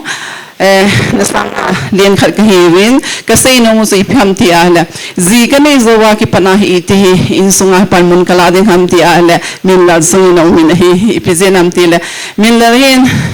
in sunga hin tunai hi han lang masanga hi zong le til ne on ne ki to mo na ki het khim to na ong zi in hi za hi Minlal hin i tham phana zi no langa ti am ngon a in sung ke dai ni su min lo ding ipizen am ti ala Chongboi ding azong amisneri na to na akipat na hin zineya akipat na he hisya he aman agel ding to pi penta su kazi hin ei ngai luin hi seson ke zong ka insung mi hi itela ka ngai lu se jam tia sa su pan munnan na ale misneri na to na kipat na sa su na kipat na bo hin lai to ai ke ho na tam zo ka zo zo tan su teng le azo lo lai zong minu te zong min hi wang chung nang hin nan pat ti le hi za su insunga hi pan mun na la na dinga hin sau ta hom de hin hi sa ki to ding so itla na ki to pi dham ti le taw na langa na pan ding na zinu langa na support lo ding insung langa zo na khalo na din nas na din e wana na bol thei pen so taw na na pana ai le cha chu insung no hong ki so ding hin so ting le ki ngai lo na zo hong sang ni ti nu te langa ko na kan se no hin te tu ni ho hin a hi thele nu te ho zo se chanu te ho hin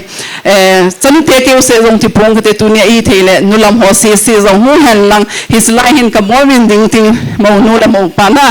sai lim khal ve ga ki la khom le wen ti zu kan se hin te tu ni ho a hi ki ho zong zing ka ki pa na ki selal ine diu isa diu kan bo hin tu le tu hi zong le ngai lu na nei ta kan bo na wa hi ki pa dai ne khom diu his is hin his is ka bo khilo atui lo zong a le ki ho chunga nei ngai dam diu he ti zong su kan se hin ka phal manu se sam su tan te nang ni zong howang po ni lang sa le nau zong tam ta hin ho hin lang pathen en pathen na bu han tan te ka ki pe chan su tan te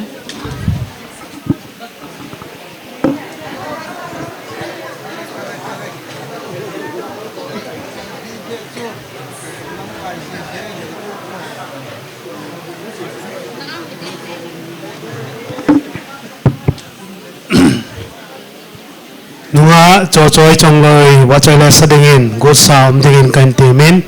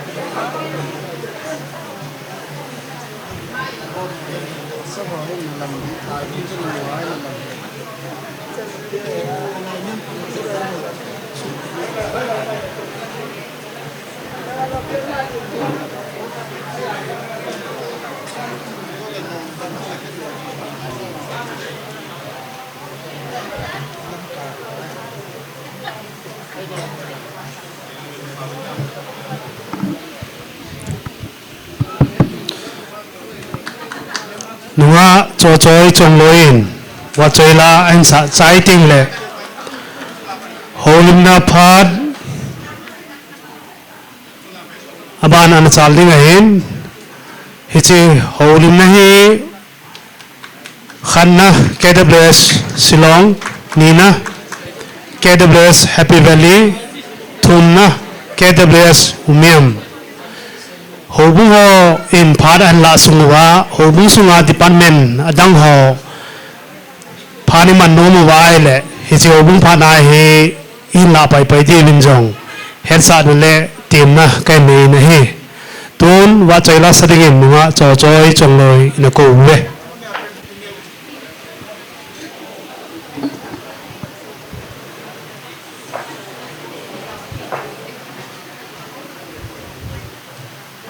Tunini khoa kin la ka hin sa ding chu hi le vo minun nom ti lai ding in kala sa sungin kin nei te ni ko te ni long se tai ne hin den pi hana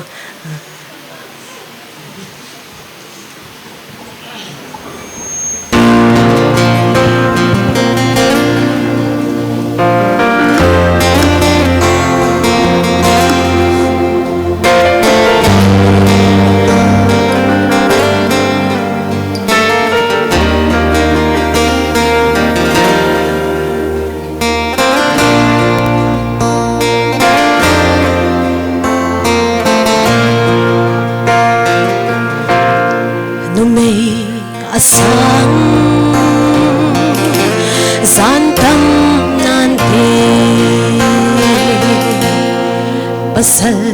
at sing at hintam nante hitsing la patin gun sa vo minuno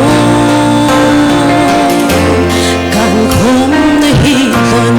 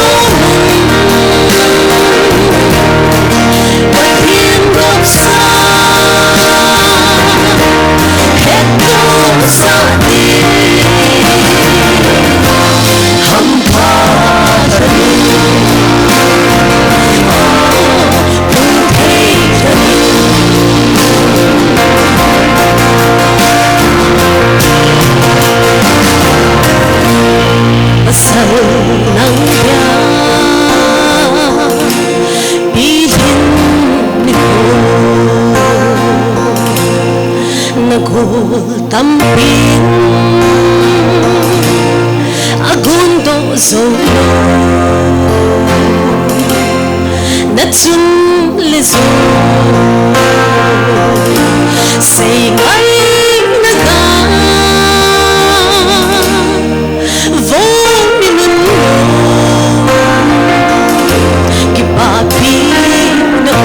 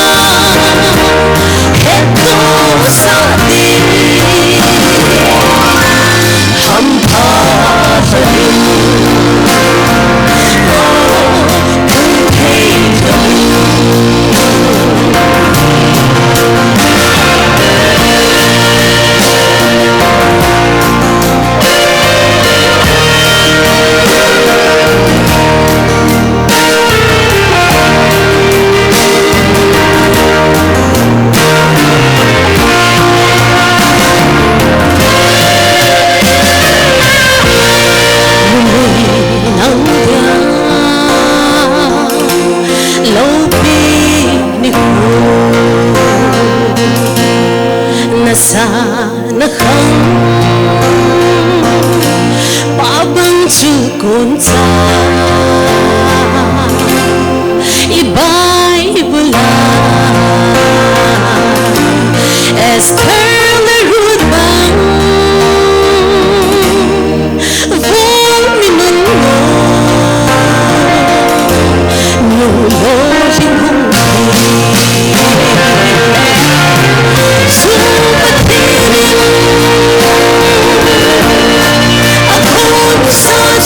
I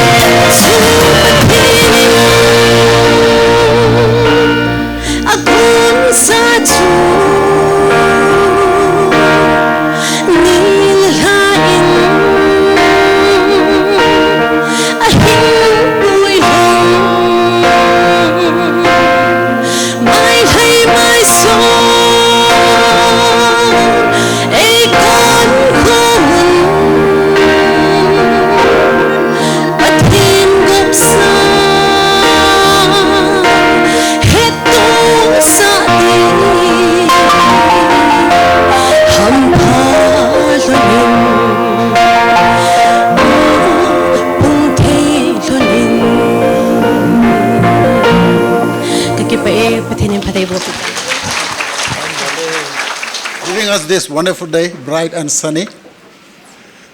This is the day the Lord has made. We will rejoice and be glad in it. Psalm number 118:24. And once again, I, on behalf of Cookie Worship Service, Shillong, would like to welcome you in the precious name of our Lord and Savior Jesus Christ. Especially our brothers and sisters from Tejpur. It's good to see you in good numbers. Kipaomin, tuni ni khohi pathenin dam lebit in emu saven. Til hi tampia ki wong zinan mi he min Allah len sai pathen hi jibo ven he. Sa lang ahong kalsong hobung pakai la chohon ne he ven chale hobung lam kai chom chom ne he ven na bon cha vin kaza na salam ka hin bol ke do ve.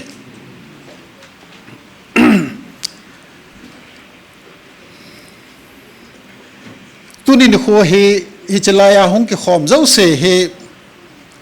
ade in sung ni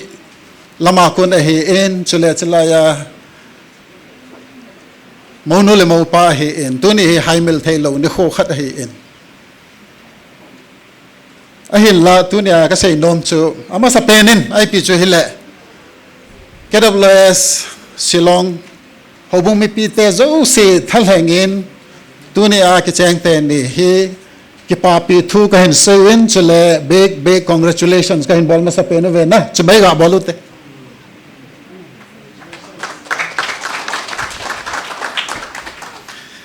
it's a pau na pau Minlal chu ka ga na hele adan danum nan te aloi nu pon aga koi tup ho dan chu na adan danum nan te ka ti it's a good sign good beginning tu te na ahin la tu na ka sei nom chu midang ball bonga ikichen teng le hichi ki ballin gite ki ballin ti hin na gel hon lo be de hin nang ni kichen na ke ni kichen na he special hi ti na gel do hon ding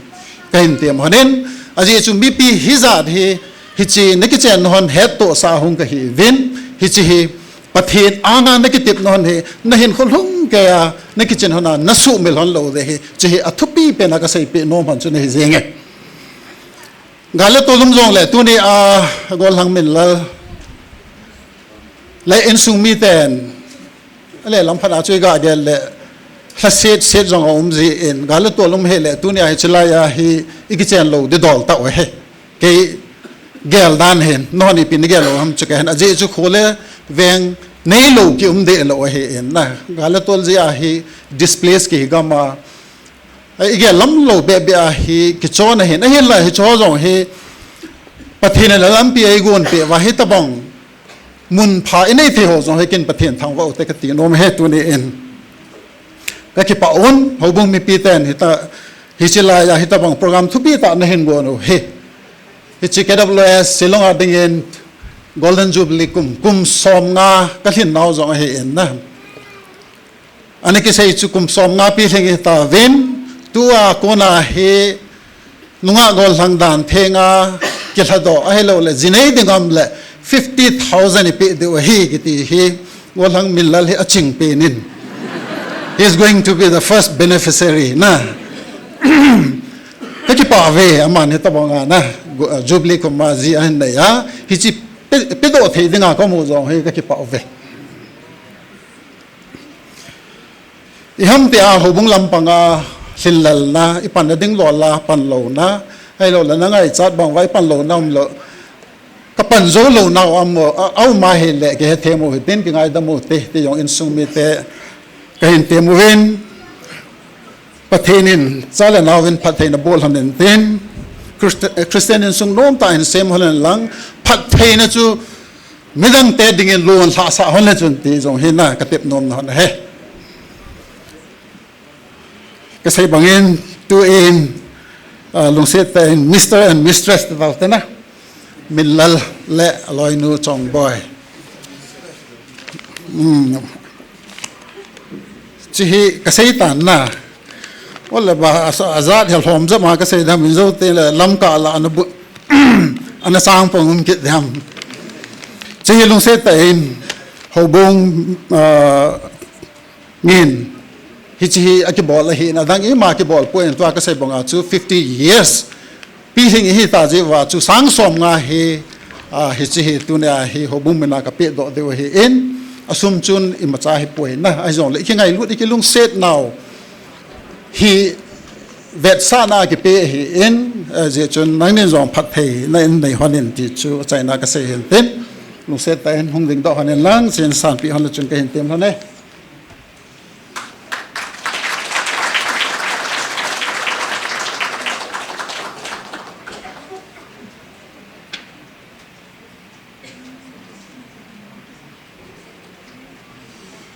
abanen hobung kina pipe na chu hen abanen Sunday school jil kung ho nam wala khat vegang tan hung do tem vo Sunday school superintendent pa hin join lang lung set time manento chu hin sim do en lang asim ka chu jil kung tu kuma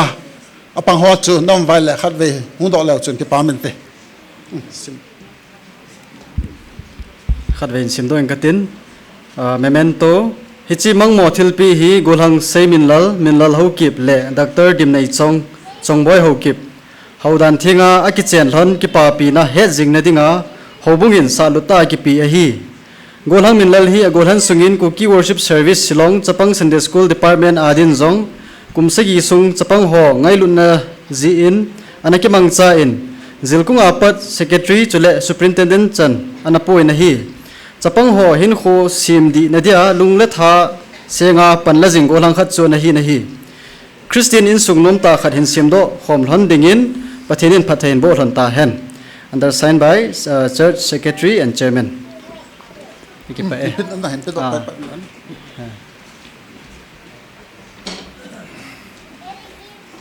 jil kung ho so zet ve ya dingon lang lima tilak pe on lang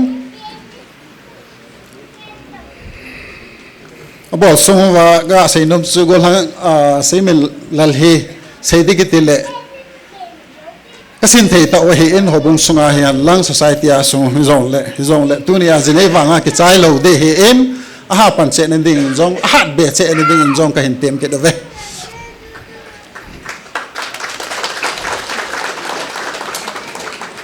amo ki che le kwel leader ho chun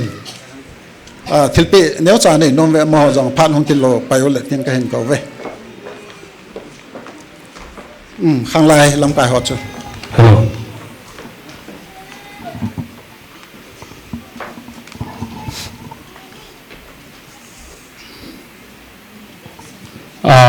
ke ho hi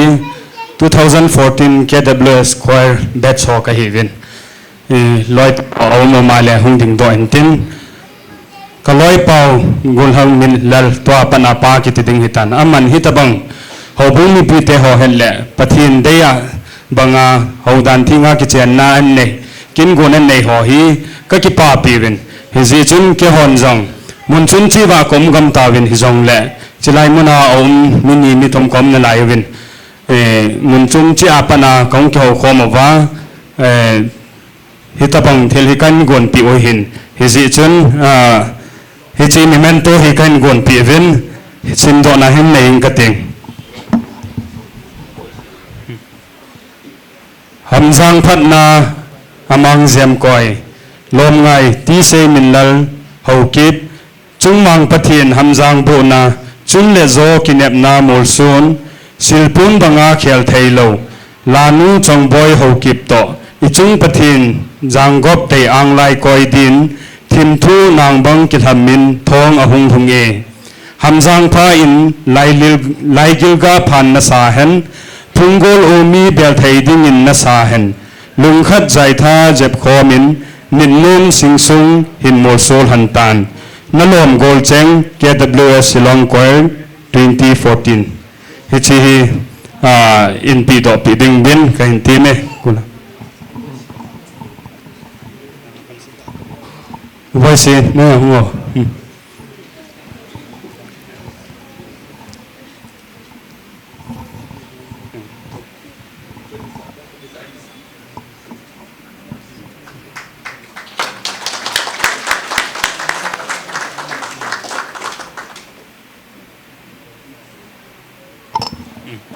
to kan pi ki du he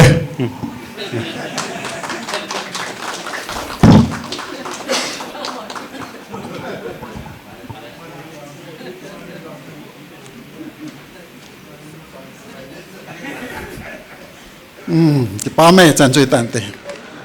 all the time ประเทศทางไว้นงฮัน Women's Society KWS Shillong nu ten Gol hang Minlal chule nunga Chongboi tu ni HOU DANTHENGA KICHENNA KIN-GON honzin nang ni zalin pathen kathang ba win hi nu te an ngol tawna cha te HOU DANTHENGA KICHENNA dinga tawna in nan na ji ho aga khat hi tin jong ka kila no mo win hi e hezi chen tu ni ka ki pa na vet sa na zalin loi ti ho nuk se ten hun ding do vel lang ka ho lim jin lai hin hun hun te te do hi pha le ken no ji chen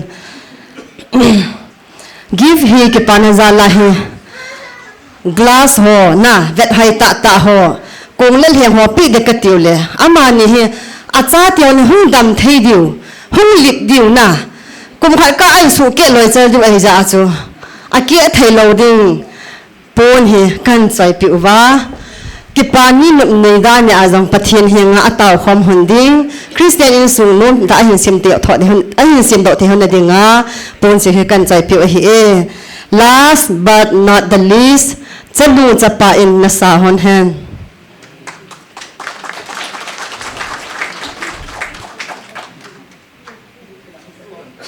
pa Minlal chule nu Chongboi amani kitchen na chunga kuki worship service happy village hobu mite zo sin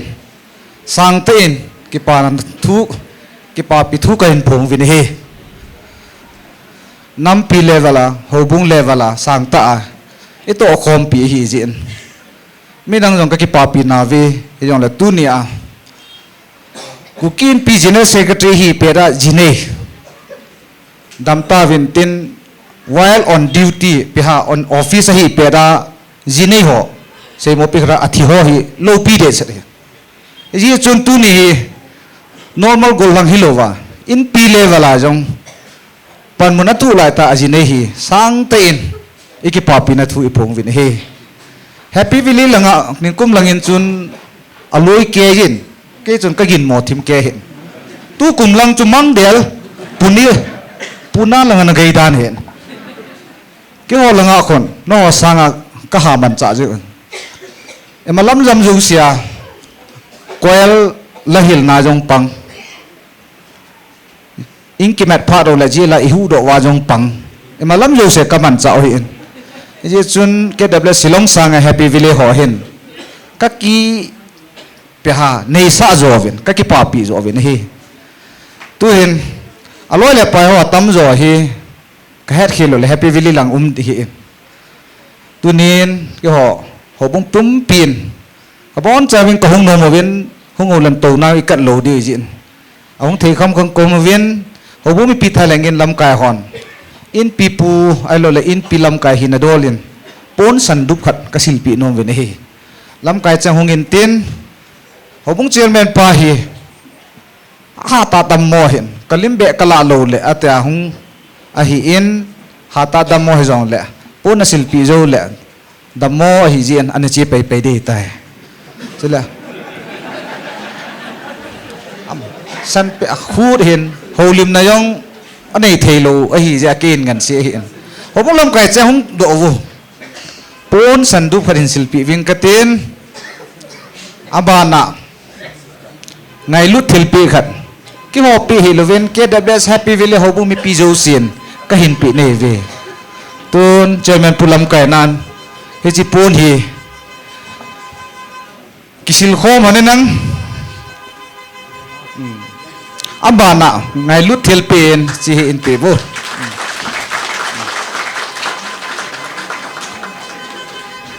pathinin pathei na bu hanin tin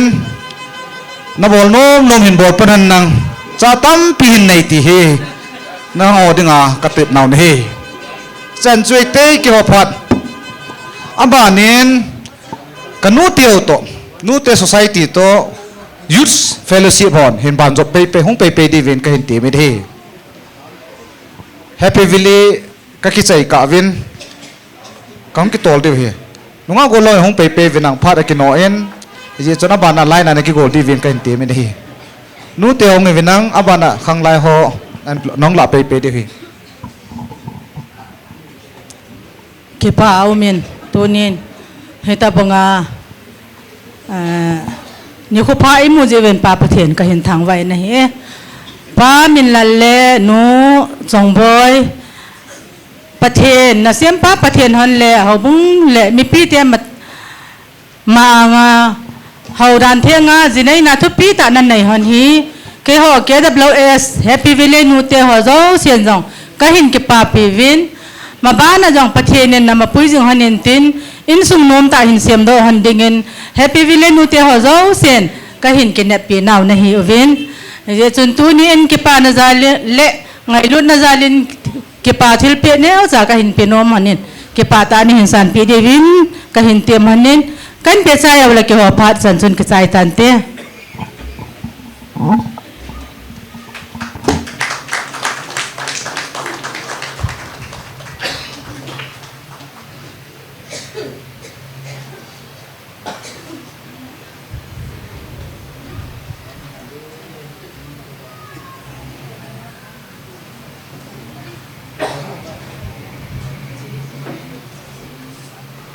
Part hoi ai piu pa pathin thangwa na ai piu vin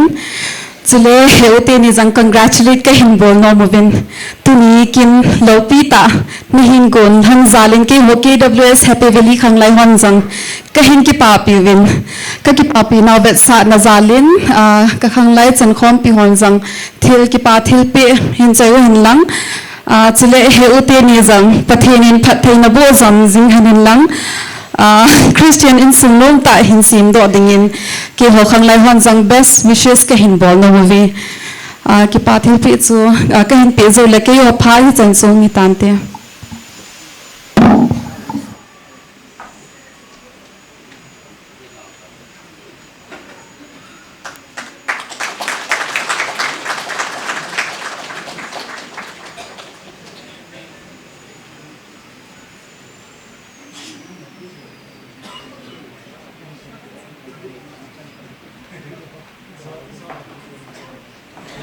Pathen long se de chang wen tu ni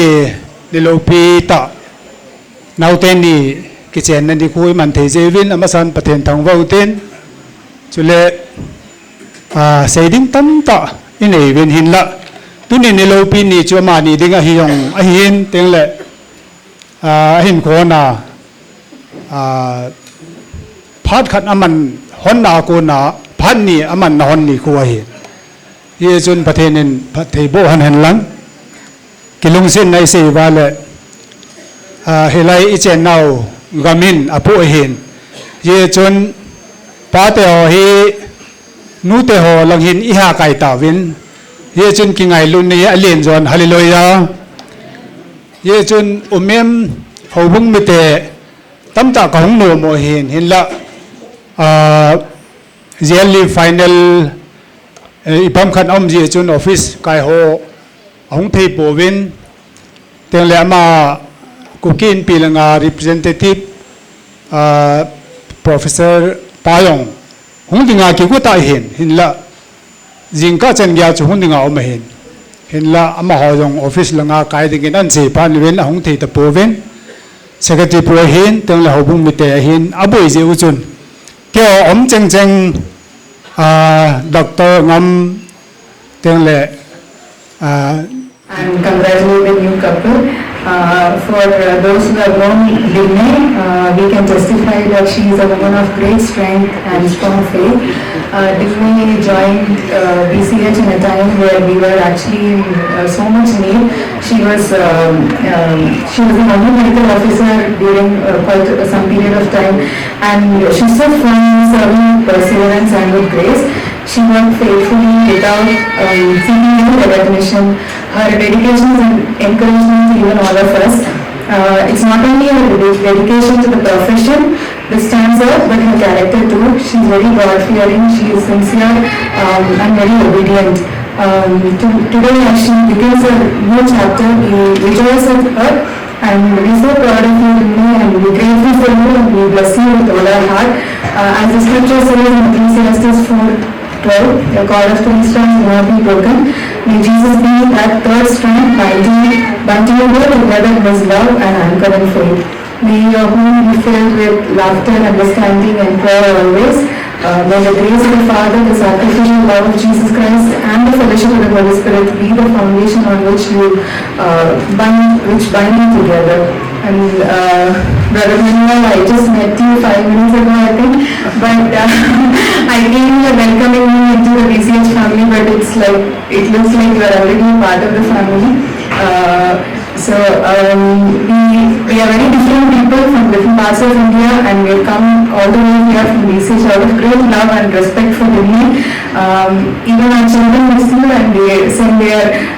wishes for you on this special day. Congratulations again. I pray that you both abide in Christ and bear much fruit in Christ. I would request our BCH family to come and congratulate Dimnei and Brother Minlal as well.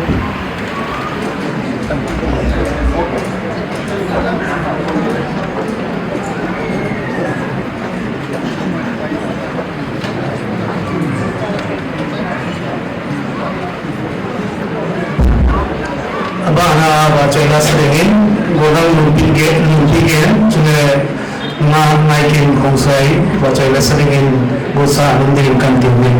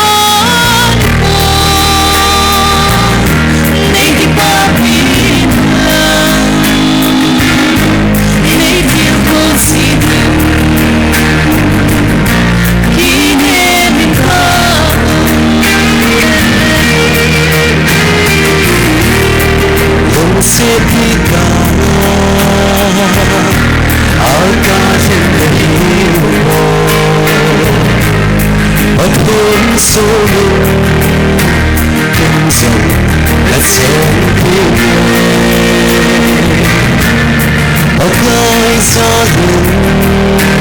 cây sông lấy sáng lăng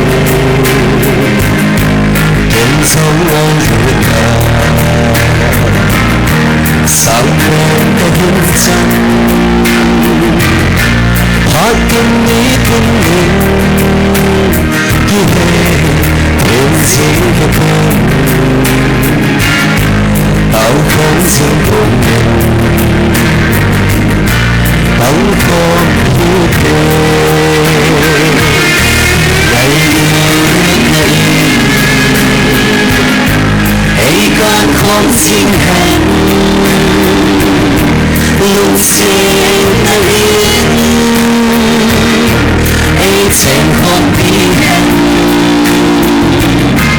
ấy trên có xa cái lòng ta xem nó đi dùng cái tôi trên không thay về dùng cái tôi trên không thay về Pakipani pati patri buku kahin. Pram aban anasalo itin holding apart khadla kukin pi ahin kukin pi Meghalaya chuban le kukin pi kumpi hintin chuban le KWS Shillong chizouting chule amoin phanong ki chaiting le Shillong Bar Association Meghalaya hintin chizouting chule 2022 Sunday School Youth Class te hoin phan kila diwe nilha phan bon chavin program chong sot thim le tan IP le asot lo jiong hi thei lo in ai chu tu ni mau pai mo mi he pon hầu mà sao lòng xây tàu viên ta sao lại thằng mẹ tụ chết ở hin hầu bung la pan la ke số là ngay ông in pi là ngay ông coi mà gồ lăn sunga in pi làm cài ông bẹ xét lỗ hin in pi làm cài kan tu sao lại nung á tam pi anh chan hay là cái lâu in sao tu ni mau nu in na cô là cái xịt mình lần ai wang ai say no mo chu golan sunga chu nunga hello be se yong chu thei lo hin pathi ne na koi pi chu nang chu ne hi thau thau hin na ke pa min tu ni hin dan thenga ki jinei na ki zau chi yong la personal ten ka ki pa na ka phongin e chu Minlal ta hin tam ni lang hi in pi na kan tong khomanin ichi masang lang chun kum sot thim masanga chun kacha te ni home tuition anilain kacha te ni ang ko ama ang sunga hong sei len hon he kitilek sei wale pontin mi fel ta hin akamayong koi ma sit lo to lang mayong koi ma sit lo kha dahin athu sei do yong hi chapang tu sei do golang tu sei do tia ngày niệm thầy lo thu lại sẽ thiê mình ít họ ra thì các cái bạn là sáng để sẽ để trong lệ in pi làm cái sẽ mang secretary hi sunga đàn thiên à gì này này ông hi a society cái khát đinh khó là mất sắp hàng mấy thế ya chú cái sẽ pon cái tàu home pi cabinet chẳng giống các cái bảo vin ya chú mi bol khá đầu tiên Amun dan thenga jine ne ding thuan se hin ke ho jong ka keu kho mo bin ipyam khat be bol pi ute vo cha khat chaw de ka tiu le in sung mi ten a chon thing sel tawi ti pha na chu Minlal ko ma chu in sungai pi na ngai chat kho pen umam in sein ke phalam hin ta hai kan ni tip tho jiang wa hin ti chu na man jong to khom pi tin ngam sung ten alung gelan sei na hi la ke hon jong lup na khat lup na to sofa folding na multi-purpose ki ti kha de in ke vet nin lang ji chu ka ve ti pha na budget chu ka se mo vin cabinet member mi khat chin sang thum ka dong win nu te lam kai women wing langa convener nu to ka to khom win dang ka 35,000 man khat chu kan cho pe win hi chu mi la kan pu thei lo ye wa cha thua kan se lo oi ji chu in pi sumai pon kon to khom pi lam kai khat ina ka ngai lut nau ai lo la chunga ka ki pa nau vet sa na ka bol lo hen na tu ni im chanu ki vai pu chi na lung thlai lai amin thing lang langa ko ki vai pu thu gel do ai la nung gel lai la khosunga golang khat ai lo la mi khat nen dan thenga jinei na an nei ting la khosung aziam hoyen khosunga ke pa na ang an pulu ne ibang chun silong ayong tu ni in khosung golang se hello khosunga semang pa chong la semang pu in dan thenga jinei nan nei khosunga nunga golang ho tam ta dinga veton theita example khat se de tiong hi ka phone do nomin ye hin ama chunga avel velin ka ke pa na kan phongi chule lam kai gam le nam elo society ngai lo aphat le ni kho tam ta ni sian za le hin mun tina lam to khom pi lam kai to khom pi ku kin pi lang a hin chule gam kai in pi lam kai ho hin aza pha zo sin an ke pa pi in anai pe na Gl.T konin u Benjamin mate tu le tu a ku kin pi semang pu hin chule ku ki human right organize ku ki ko hul itiu i chairman jong a hin ama jong ngai lu na nei ta Gl.T Aphat hong kal song hin long set ta na to na mun a khat ting sai ong in din do pe ki dim ka no me chule ama to an kilhon khom pi pa pau tin lun chong loi XMDC ama yong silonga maljin hi pon hi yong la tu ni kina hi semang pu Benjamin to gam sau taung kal son hi je chuna ma yong lung set ta khat ve hong ding do ding kan te me chule gol lang seilen mang umamo hang gol lang seilen mang Haokip advocate ku kin pi legal advisor anoi langa mai the ama yong hi Delhi a kon hong a hin tu ni kina e chu meu si chu thanom so ke hi nei a hin ki ho mat na ai lo le gam la ta ko sai hi u chun ki pa thu message so chan thot thawin tiong chu mi pi het dinga ka aphon do no min tin tu nin golang Minlal chule nunga doctor Chongboi to ai hi tu kini ki chai la minu mi pa ai lo la nu pi upa na ki ti ha de ai tan na Chongboi ko ma ka sei nom chu ku kin pi Meghalaya general secretary nalwai pa hi tam ni dinga ani ki leng kum ni ding sorry tam khat chu kum ni hin kum ni dinga ani ki leng do hin tu chan gya chu chang se a hi meeting a ge yong la in a ya bu angol kum jong ma hin na to a chu nang na mai tan nang na hong ji a chu society a pan la pa hi thasi hi lo wa ong hat be che ding hi nang kho na mai na ye chun phat san bu ne sen lang phat san vai lo nan sim pi la chun tu a society dengan pan la sang hai na sta panan la de ti nang kho na ke ngam hai ti chu nang ka welcome na hui jeng han lang na ka ki pa pi na wet sa nen ku kin pi Meghalaya lam kai chengin pun khat pencil pi nom vin jong ki chai teng la ko hul lang ku kin pi lang Aphat pu Benjamin en jong phat chom khat en lan tin ama ki chai teng la ku kin pi women vinga convener nu Chongboi en jong mo jong kin nei wa anei lo na ai pe la ki pa thil pe khat na bol go no hen i choi ya la to in pi ho to i bol khom mo tin do khom ben lang na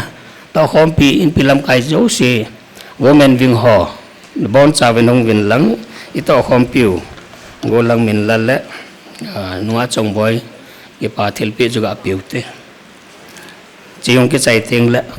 pu Benjamin phat kan pi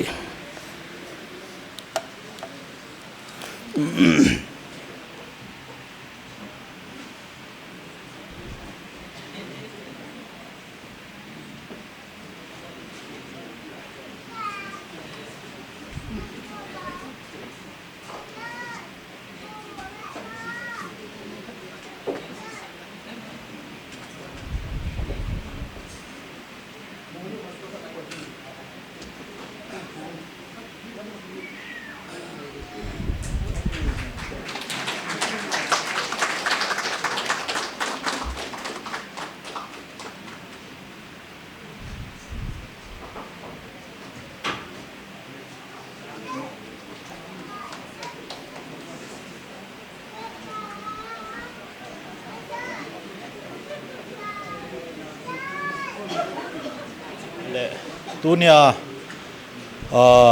pu Minlal insung mite hin jong le pi Chongboi Dr. Chongboi insung mite ho nang kheu tu nau pu te pa te dola chadop na han lang za kayu si nan cheiwa tunia pathinang sunga gop khom theya pu ani lungtup mol soni ni khwa tuni tabang phat phai piwa pa pathin thangwa na kahin pin jong le hichikina dinga molo ma hung vai molo ma hung zau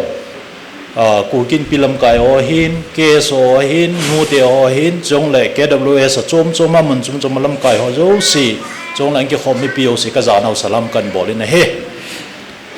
golam Minlal hi ke ong masangin kan ki ha khapun ningkum 14 August in 17 chanha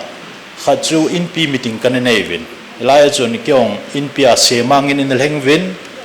in hanotol honin Meghalaya in pi pu ko ma hi poi in pia hang sam de hi golang afel ta ka dein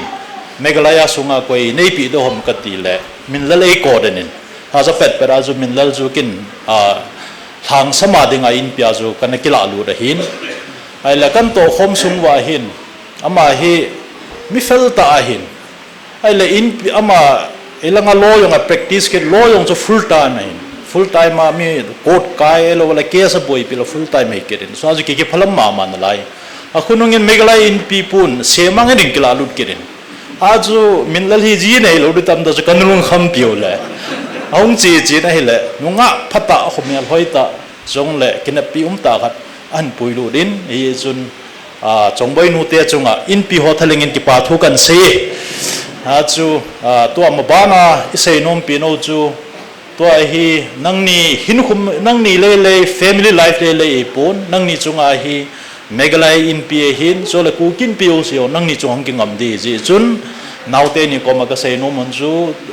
nangni isu ho neu nu pa hi na chu atam zo hi ki ke khalo iki ngai lai le phat na yo si ki ki sa to ti ngai hin in ki chen pha le chu ta pa jong leng do hin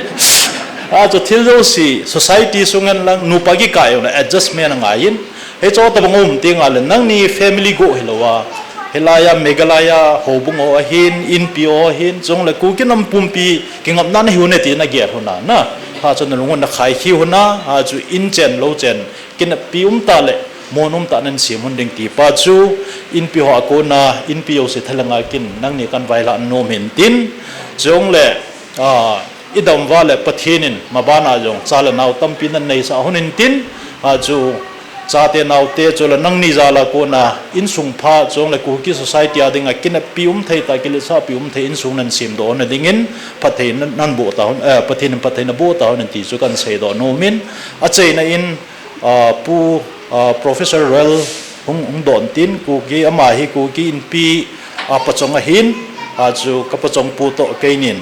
ki power sa nan pun sil khat in silpi hun katin a chu pun sil ke na asan hi de hin ani ne na ho ki be hi thowen ya chu ipion no mo son pun te ta zo san ma kan silpi hun de hin tin he chu to abana envelope in pi hon ka zo khom win ke mo pocket a ko ni Meghalaya te bol to bangin kan to khom win ki pan zalin hei chu chu amani kan pi di hin tin hi chu chu ke ho in pi te ka phat chai no tan te ka ki pa e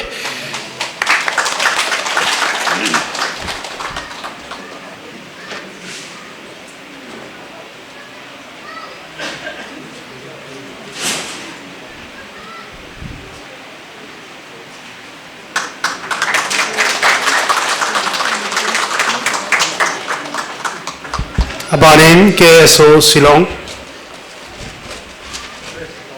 Ama sa penin hitabang phat chula echan gay in puirang ba papathian tang vai lam han lang chula zaum ta hobung chairman hobung lam kai ho hin pasaro hin ko hin pio hin chula monu langa ho hin chula mo pa langa ho hin nabon sabi mi piung khomzo se KSO minin chibai kain bole ki pao men Minlal KSO senior member khat hin zala heta bangkin lopi ta Kinthempu ta na hen bol do he KSO Shillong in zong kain ki papi ve ti so kain sei do intin namalama Christian in sung nom ta in siam do han tan ti so best wish kain bol ve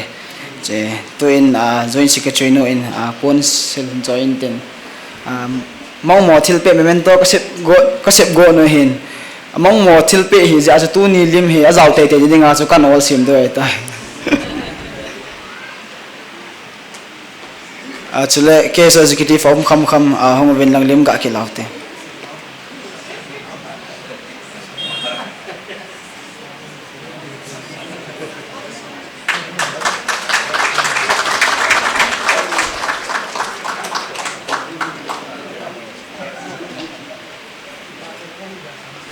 Abanin Sunday School Youth Class 2022 batch ho chu phanam mangdin kan kobe chule wa choila sadengin golang alunso Haokip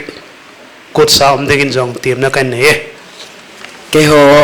2022 youth class batch ho in kasar pau Seiminlal hi thil pi nom khat kan even hi chi in kaloi ho them khat hi i mun chom choma ka umwale ka kisuto thei povin in langa omloi Bangalore omloi ka umta zevin them khani khong kisuto vin ka thilpe diu hi ke man hin sim da engting azole kan pe diu lim ka kila diu hi chancho hong diu tai lung se ta nei ga din pi ngai lu thilpe 18 October 2025 Mr. Seiminlal Haokip Zilkung Youth Class 2022 Cookie Worship Service Shillong Pathin HOU DANTHENGA Golwa ananei hi Cookie Worship Service Shillong Sunday School Youth Class Batch 22 chengin kahin ki papi naw ve sanan hichimang mo thilpe memento hi kahin pe uve Christian in sungnom ta sen do ding le hobung hosung chule nampi sunga mi pa lo thingkhat naung hi nadingin pathenin pathena bo ta hen anagu akon chun nimei khat asiam do in mihempa henga ahin puilu ta Genesis chapter 2 verse 22 with best compliment Cookie Worship Service Shillong Sunday School Zilkung Nu le Youth Class Batch 2022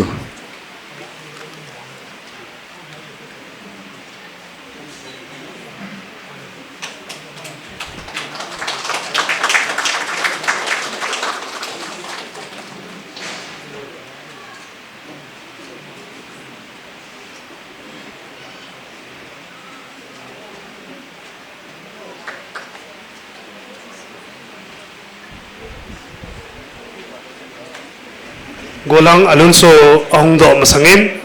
injo kapon Shillong Bar Station Hall in Aphat and to move in amo Aphat peute. Yes please. Good evening everybody.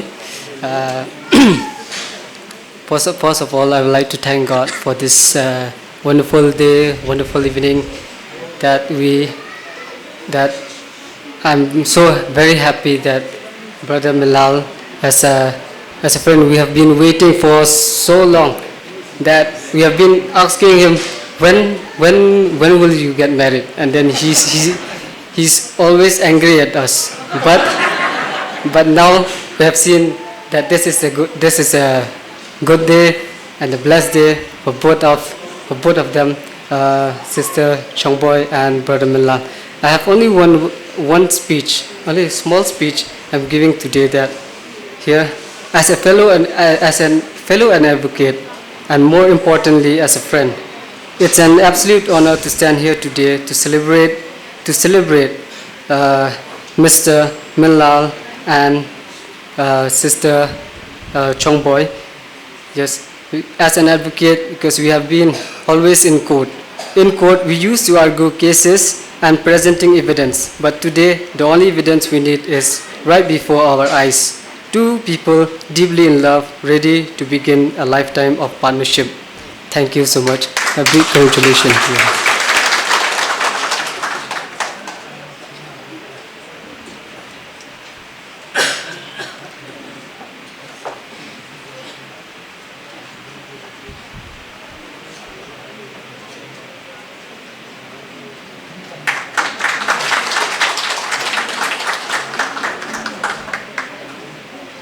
Jina dingin tilpi khat hinninge.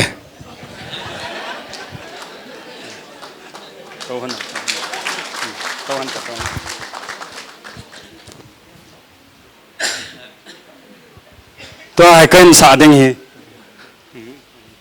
To akan sa ding hi. Gulhang Minlalin. Aloy nu Chongboi asa akum dana niningai pi ding ovin kain timu ve.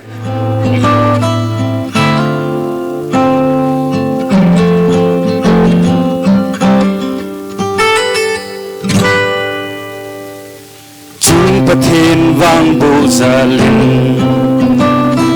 chunu nau bu phuke in sen neu akon su ato gal kai zin paling selin nahung pa ke dingin nam vang lom lo vang pe ka chan kalung al hay nge loi ligo lin ina kipo in hep boy kan giel boy chulam til gon kidang sen ang koi ding zo in nei pe ka di sam tin len mona pitai nang vang alung dam ei pe pathin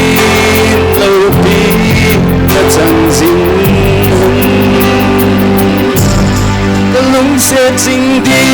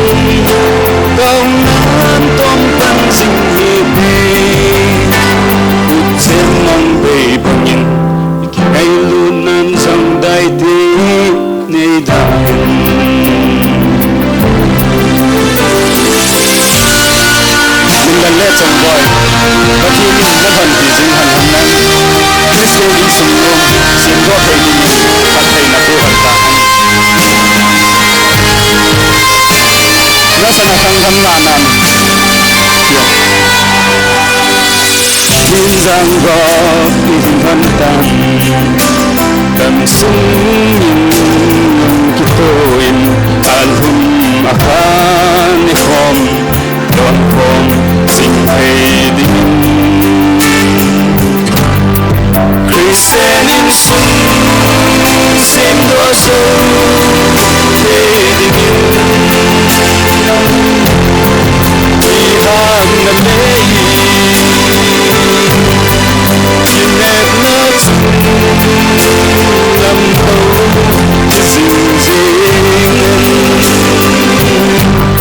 kalung se jing di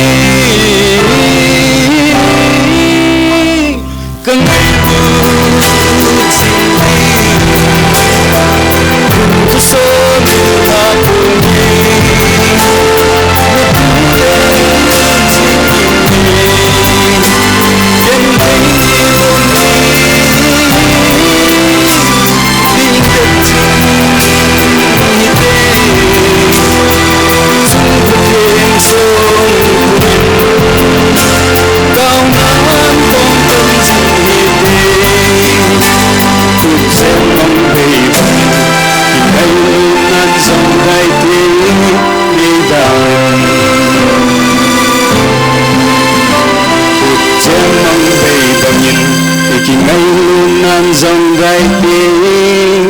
nei da hen ka ki pai program hi achai na lang yong hi tawin ki khenalai sa diwin hobunga number jani le ni chu holo san nu muite ki pa tu sai dingin insung be pa kan kowe ki pa omin phat anunung lam chan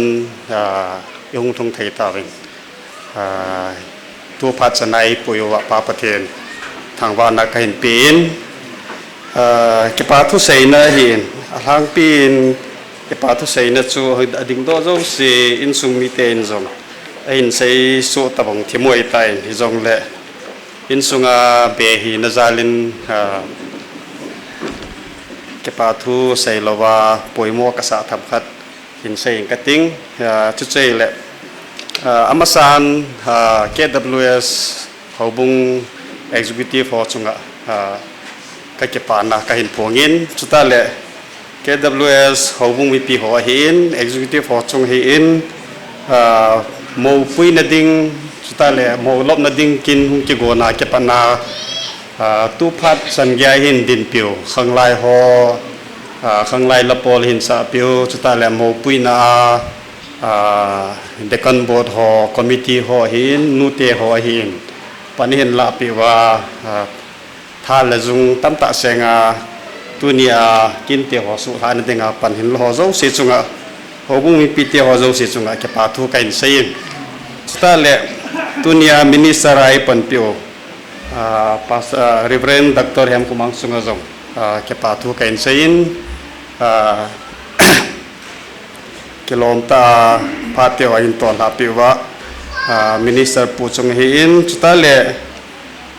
ade sanin tunia pute ho Chongboi nu la pa le insung mi te ho chunga zong ke pa thu kain sei no min amo ho ha pan na zala tunia hi kin te ho hi hung chian ha hi in chule I chilaya minlalin tunia mo pain ta sanum ta ti diu ham kison pium ta ti diu ham biain mat na chunga hin te ong ka ki palamin hi zong le ke bolding to ding tam ta puni lama hin tong hobung lam kai ho hi in chuta le kolanga hin mano be ho chunga zong tu le be ho chunga zong ke pa thu kain sein tu ni hin pute ho zangom win awa ale tun phanu le kam se su chilai yong insung mi te hon ke pa thu sei ve ti chu nei na sei son pi lo chun tia ka hin ti hi in sta le tun vai ho chanu te ho kon thota akitip na zo sia thu phalo he la tu ni chana zani khaberia pana to thimman lowa tha la jung hin senga tu jin ka ngong matta ki panwa tia chu nei sala tui sala pan hin lo ho ton vai ho chunga zong chuta le chanu te ho zo se chunga zong ke pa thu insung mi tha khelin kain sei chuta le tunia cameraman ai pan pio golhang haupu gibion mazong thanom ta kitim na te ho in langa lam kalanga pana hunga hi in mazong cameraman ai hung pan pio hin ama chunga zong pathen minin sungmi te thakhelin ke pa thu avelin kain sei kinin chuta le an chi ta zong le Baptist Christian Hospital Tezpur le Shillong Bar Association ho chunga zong we are very thankful for coming to grace the marriage ceremony aban le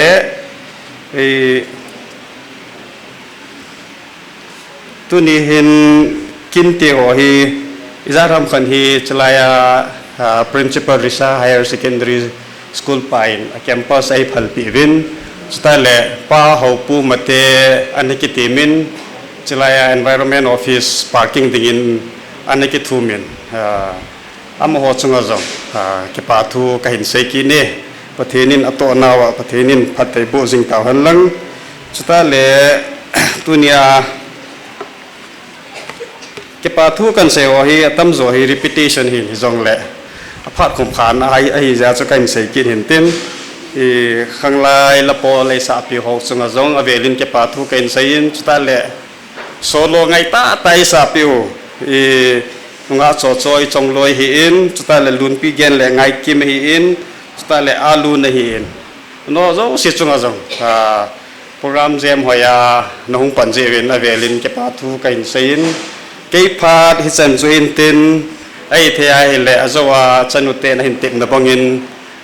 in sung mi in atui lo thu chom hin tin ne akigongin ne akigongin ai chi ahung zo sim ne so ke wa ane lo wa ne so ke te divin ahung ho lo sim mi pi ho ka hin tem so ke ve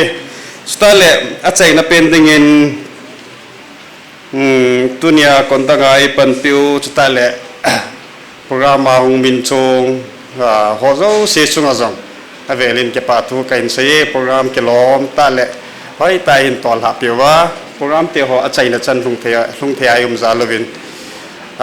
mi hem hi na bol hiel sei hiel to hiel awmale ke ngai damu itin ke phadi chan chuin tin azo kan sai ma bangin ông họ dấu sẽ anh là lo coi mà cái lẽ lo đừng bắt cái mình cái tem ấy cái bữa cái phát triển cho tan thế à sai này cái phát vấp hi nên cái chấm chắc hạt phát không cái pin cái ting ibi lại cái pa say dollar hin program cho số job tới dòng lệ abula pat azon chân hong lao dấu sẽ chúng chịu wa phát vấp hi nên cái pa thu cái say in so ting le idea tunia akicheng teni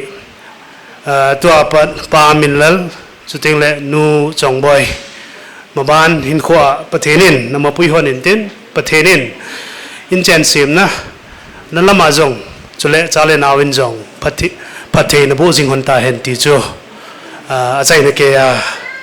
base business kan bol na chu yen lang mem hi na sei khel sei wal alo le thing bol khel ama ele pathen le mi pi te hon ni ngai damu diwin kong taw na he phar ho jo se khum khana dingin ki khenla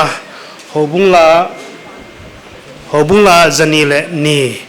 hichila chu sakhomitin pathen janan ding khom chu tin taw na achai ding Reverend Dr. Henmilen Kipgen KWS Happy Valley Pastor Pain iman pi wai le cha ko na ki khen do now hita ding hi ki vo jing ingai pakai ji sumin pakai ji su na chi na hong le na chana na hong le na cha simil hi in amin ngai sumil hi na amin ngai luta chu amin ngai luta chu kivop zingin na lungin ni na lu amin ngai luta chu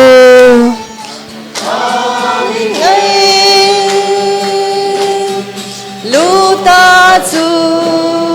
kivap zingin ni siin kivap zingin ni thang va ding alom va chai ding alom hengzing va na kapau deita mai kapathin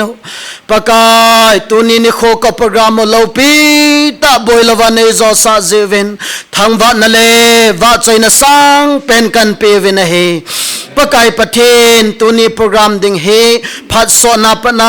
kana go no kana gelo hin na bible kamu bangvin mi hemeni tabang program gong zong le alol hin sa nang man hiati bangin paka dunia ka program lol hin sa nang man hi zain avel velin hallelujah tinamin kathang vai na he lo pi pen hengzing va na ka pau pathin tuni ka program pakai ka kipat diva nala chahon katau naw nang mane san pewa program sama boy na i macham lova sunglam palamai saboy theo thili macham lova pakai ka programu hepa boy lova nei zo sata jan avele namin kathang wa kin nei ka program sungwa program conduct to hin chu tengla nawa chaila ka sa nawin tengle ade sena Kinthempu pakai na hachapu nang manan mancha ka program ho boy lova abana bana ka chal thei zeven hallelujah tinamin kathang wa dunia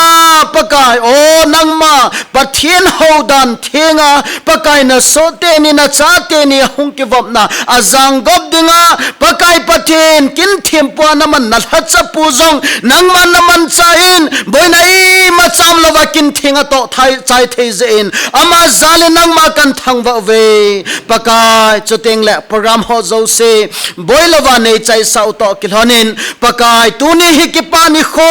golwa ni kho ahi to kilhana pakai in sung mi ti akuna golwa an ko hungki siam zong pakai chalai muna kona ka hungkil ha do tengole pakai pathin ka hin zon dingo hi zein mi hen khot sim hi zong le nang man phat thei nei bo ven lang ane zo sen oi vanale ta salen hagaw hat be che na pan thei na dingen ka ne diu pakai hi golwa an kong zong hi phat thei nei bo pe ven tin hen ka taw ven hi pakai pathin ka kin zo sew ka chai to kilhana in lama pakai ka kile ki diwa hi ta zein gari alam haloi keng alam haloi pakai nang mane pi vin lang boy lova ka in sew kalhan ka sen hagaw thing ne pi divin ne nga ka taw kin ne hi ka programo zona nei pe sau nei pe to kilhana nang ma kan thang vau to kilhana pakai o tunia nalhat na sote ni minlale azino pakai patien tunia pana nang ma nom pi ding le nang ma nakitho pi jing ding le pakai Christian in sungkhan hin sim do dinga kataw pe naw to kilhonin pakai kabon chawin pa pathin milung set na le Jesu Krista mingai lu na le thagaw thing mi umpi na chun amani hin chutela tunia ngai lo ang ki khom zo se nei umpi tawin tia ha chung nung pen kapakai Jesu Krista mina nehinga kataw khomo hi amen adingen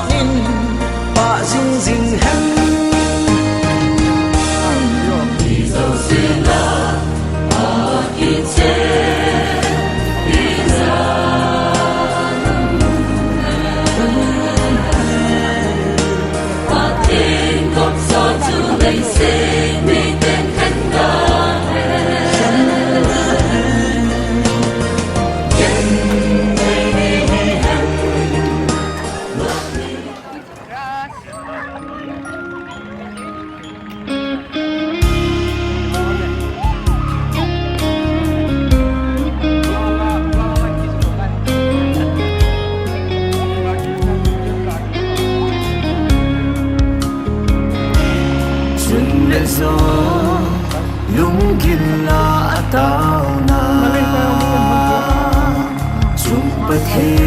ศโกลเปน้องท้องหุ่นตูนี้ประเทศเล่นในปีอางาปันสักที่สร้างอินสารคังอิหาไกนังเกียร์ไล่ตันเกนังเดียไล่ตันนังเกียร์ลุงมองดินเกนังอากิปาดินอันนี้สตังลายจุงมังปะทินสังโกบิฮีไม่จะมาตูนินโมโซฮิตา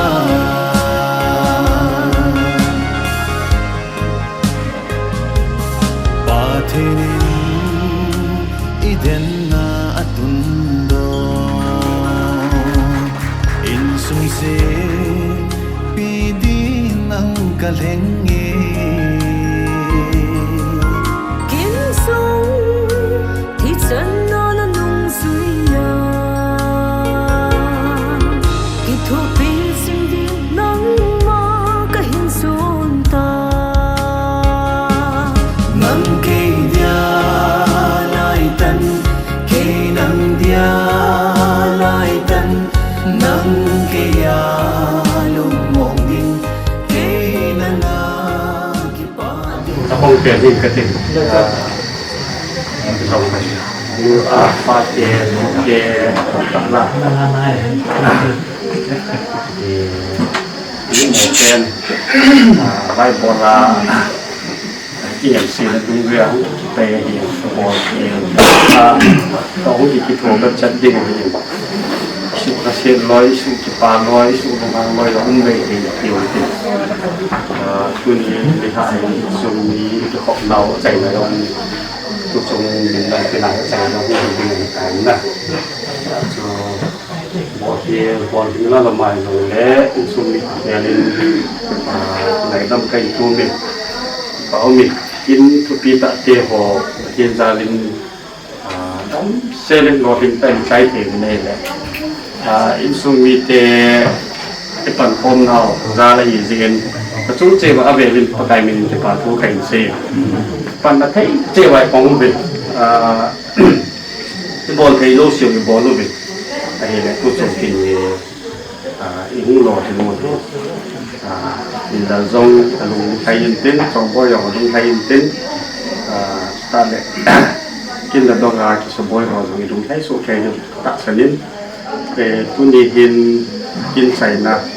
มันตะบังฮีเซนโมบายตุนละอดเราพอมุดเตียจูงกี่ไว้เสียดีจิชน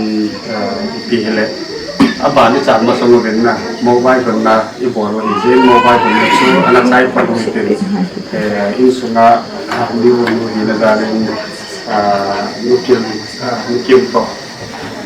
ถึงปีนี้เขาลุยสนามมันไปหน้ามันสมัยสตาร์ทวิเศษบินอาบานดินภาษาเนี่ยตั้งยินสุนเทียมพูที่นาซาลินไว้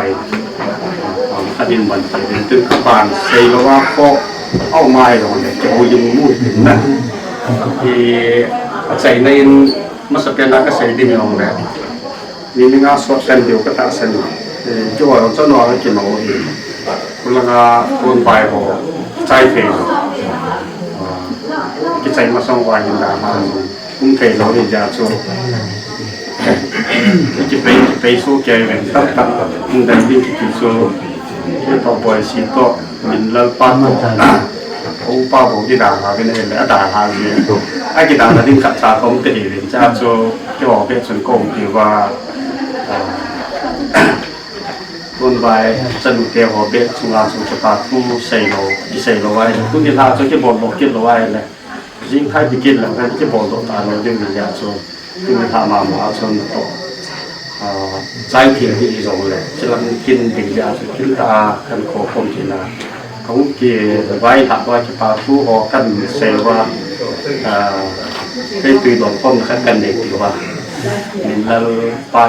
ขัดเทบุนั่นเองเขาปาสดปาทับปาสดกันบ่ยิ้มเต่าน้ำมันแก่สุดของกี่ไว้ตั้งว่าของกี่แค่โน้ตเองช่วยพวกชมสาธุนิทานของใบเห็นนะพวกชมสากันถึงนะปาสดปาพันเป็นกันเป็น hin tuni hin na phat na zalin program ka nagibun bin ka program te ban chan anachi in tuni zong hichilai kai munuwa ki vairun thija kam nau hi kyo phan na bang he pon kyo di na bang he pon kyo bol the na bang pon nanga ko na ka mu he ti ka he na min lo pi ka thang bon he nang ma phan na hi tu hi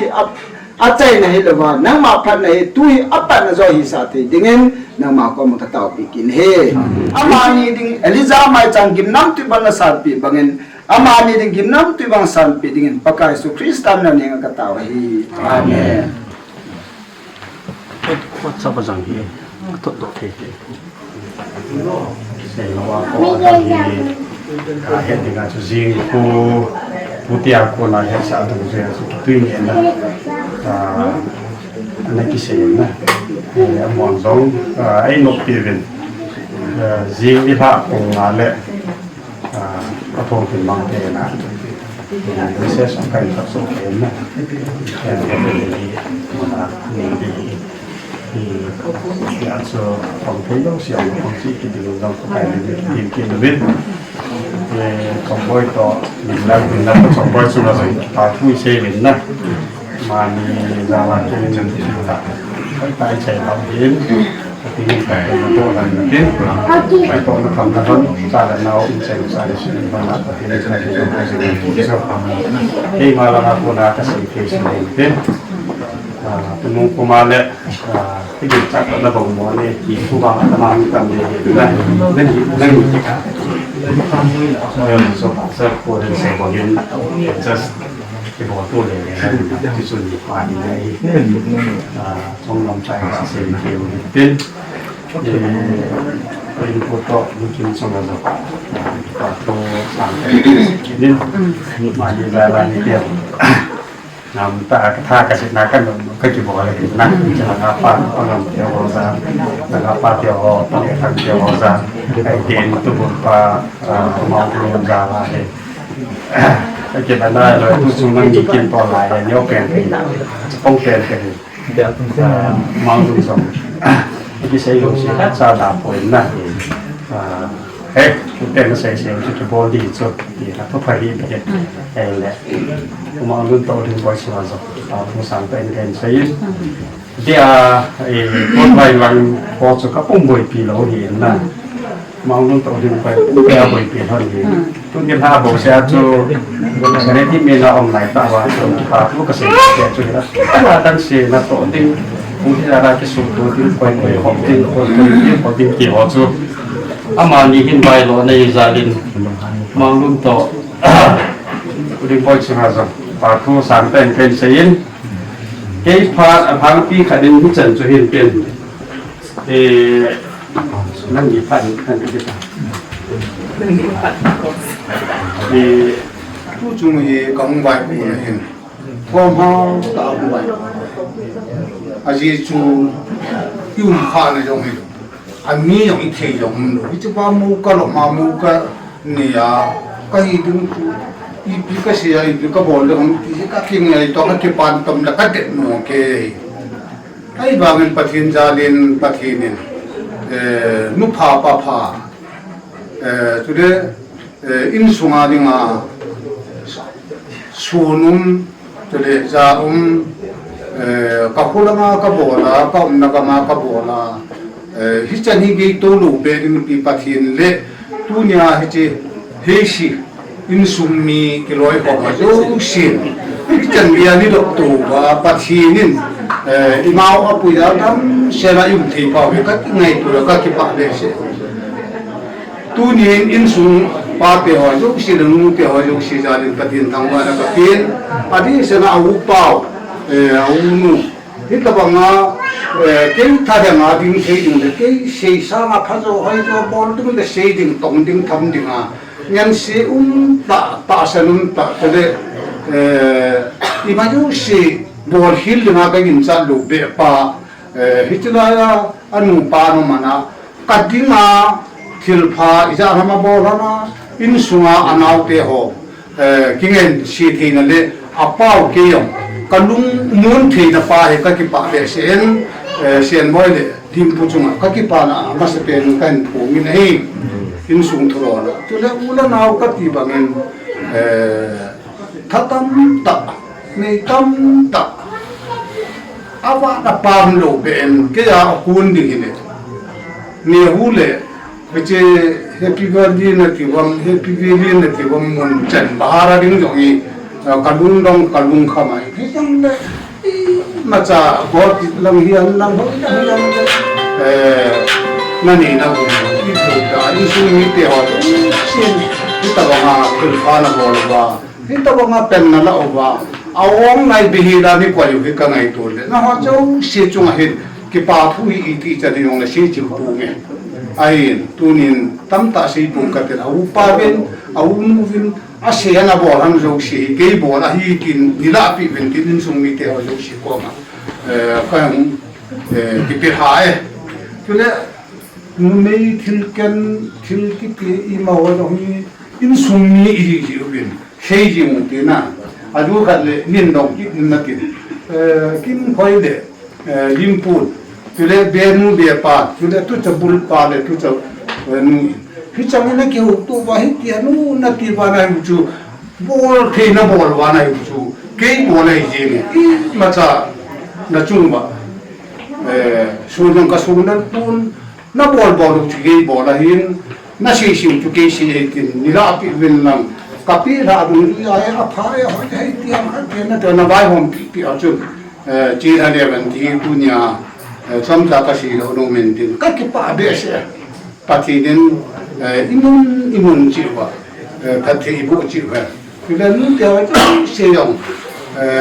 chu ma yong ka ki pa ra ka phu ngin ni ta ba nga be pa be nu ki le tu bul pa he ta ba nga ni choi hoi naw le u pa ta ki thu khom ba apha ahoi asi abel na be suju ba ni chi chan bi lum to ba ikin pi bi chai ti ji be a be re be ni ki pa thu ka si ji ti chu ka ga phun ko hen lang si hiram ne dingai ga man aban bang in ne pa la pu na be ho le tin su mi ho na ke u na bol bol chu ka bol hi ka ki pa ke sang ba ki bun na sang a ho ya sa zo a ei pui hong ya lun ki pa tu si mai me we lo ben adi Minlal le Chongboi no tu ni ko hi adam so na su bin han in so mi hin u te la nga hin ko gu mi thim te ho hi ke la ko na chu ma lam kai ki ya ni nang ni ki chen na ni kuมันเทียมันหอมทีป่าพีชูทีเลยแต่กินอาการนั้นองเลยนั่นคือสิ่งการนั้นองที่จุดนี้อันโลจินั่นเองทุกปีมองให้ดิฉันนั่งกินไงมันจุดแค่ปวดคิดว่าง่ารังตาโปรแกรมที่สิ่งนี้คุ้มเบสเซลล์ฉันนี่ห้ามขัดสุงาฮีที่จะนี่กำลังพนาจูจองบอยมูลปาถ้ามอลังอากูนายงนักสตาเอเหตุทีมวยมีดังขันเลจนาฮีเอโนปีโลดิโกอาจารย์โนเวปีจงอุเลยกินนอเททวายบางงานที่ริมอดิวปาลงได้เบสเซลดีว่ากันหนาวพี่ตะบอกเองมันต้องไม่ออกจู่ๆจงบอยเลยมันเลยก็มาอีน่าหนูรู้ทำได้ยากจู่ก็เลยนี่นั่งจินมันเลยอีสิวพวกนี้ส่งอาจจะทำปีเสียอยู่ยันนั่งจินตอนนี้จะแค่ปุ๊บยินส่งนั่งรู้ทำตัวกันหนาก็จู่หน้าทิลนุ่งทิลสู้ฮีไม่ยกสีจงอาจงโลที่จงอาเหี้ยจะบ้านเดินตัวจงเห็น bepa pawan kulin la loinu boisihi kulum dia kile rani on kulin chapang tahan lang kumhom yang le Minlalin anki chanin anang yuksin nong pagisay sa panaju kilung mungi program mang chi la dai tai ta chu ga lai kin ka na ka ba tha lu ta ba tu chunga hi chong pi nu to on kulin to boy si to mang kulun to ting boy ho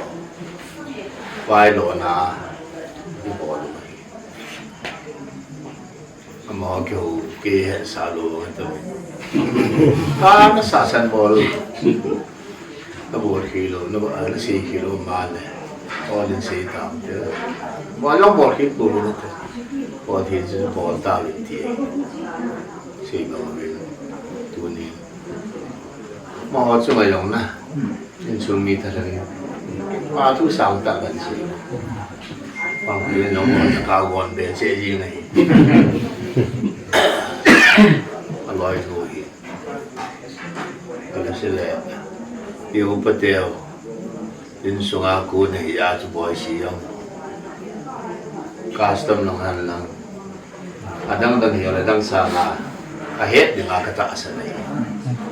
sang pinun lang as boy siyang tang biyahe yung ang patlawin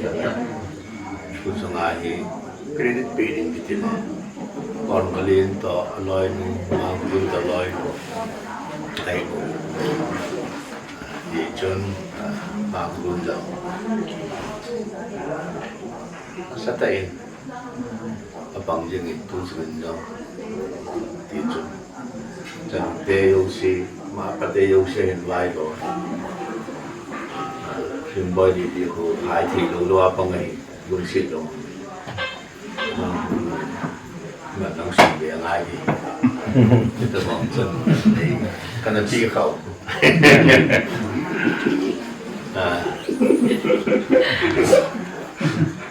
chúng ta cái đoạn chun chân đục tê cái mạ và tê tắm piong, thì không một việc, không bằng một việc, cái là để to một việc,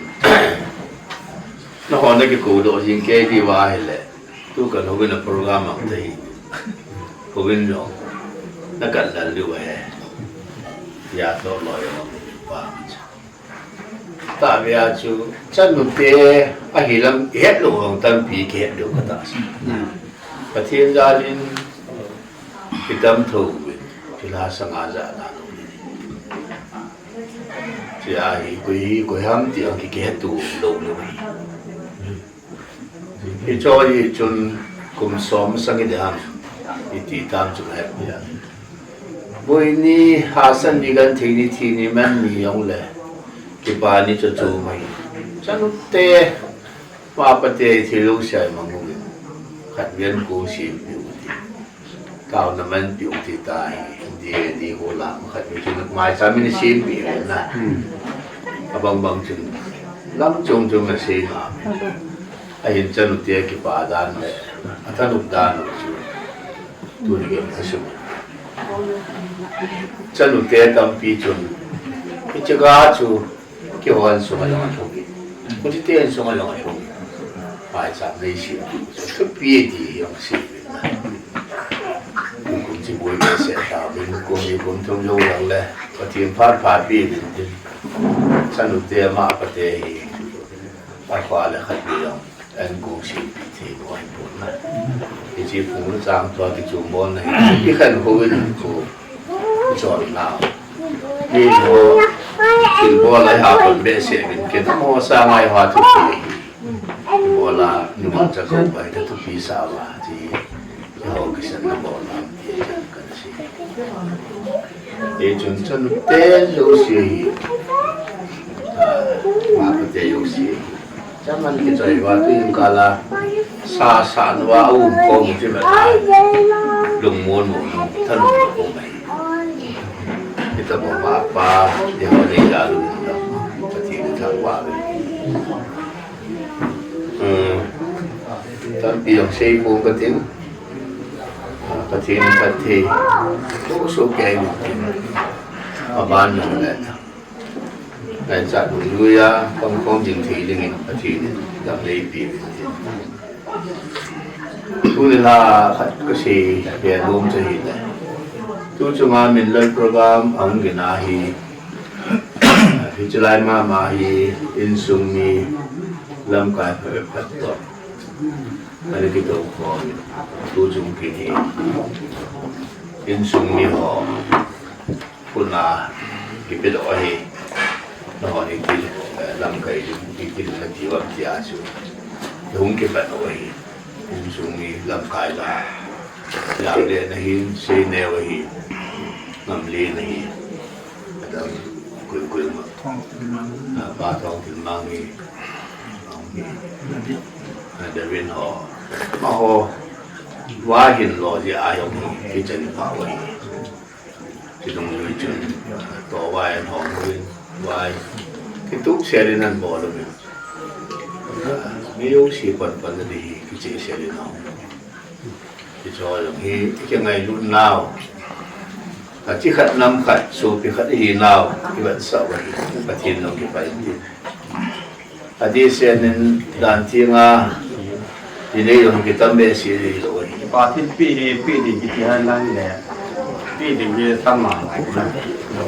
sẽ cho người cho ta thiên pi cái bộ cái rồi thì thì bây các số mình này là chẳng bị gì cái bộ lệ phải thì chú hôm cái bộ là hiện bộ cái bộ pha dòng lệ này cái bộ kiểu dòng lệ có cái mình đi hiện cái một cái chú cái hiện là nông tiền hiện tiền thì mà sẽ penin hỏi nếu to kim bồi cũng mong hỏi nếu to nu kim bồi hỏi nếu là kim bồi mà cũng được đi kim bồi rồi không hoàn chưa 어떤 분들이 aku tilo amani join ho do gin tim pa ho pu dong ya ho pu cái mai là hàng hàng ho pu dong lo là thu ki sai din te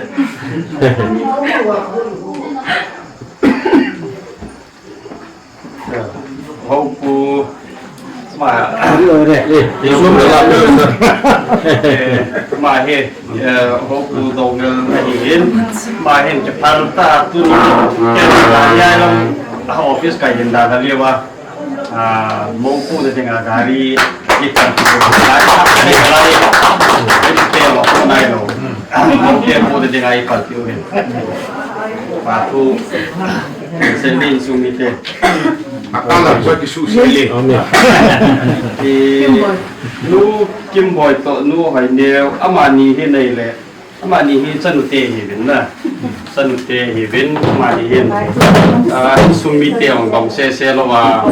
tu nia thì bún nào desktop laptop các bộ số hiện ấy nó cho biểu hiện na chung là cái pa thiên biệt nhau cả cái pa nên mangsa guite dunia cameraman hau pu hin ke thopia cita cái mà nó người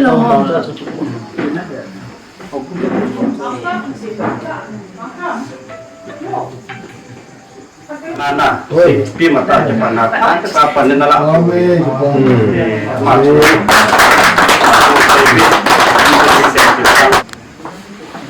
Aphat thì họ sử dụng điều này cũng kẻ cameraman hay phần điều này các bạn nên sao một cú chi xem mà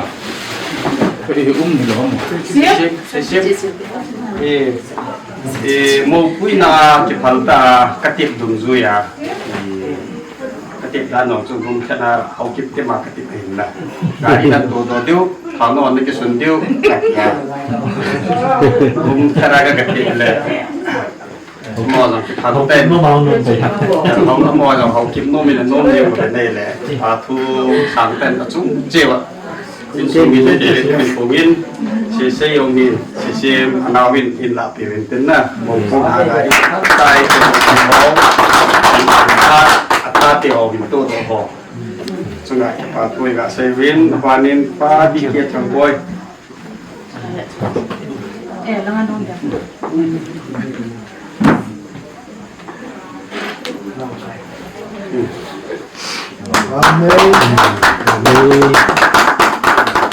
insula kuna bol kai sun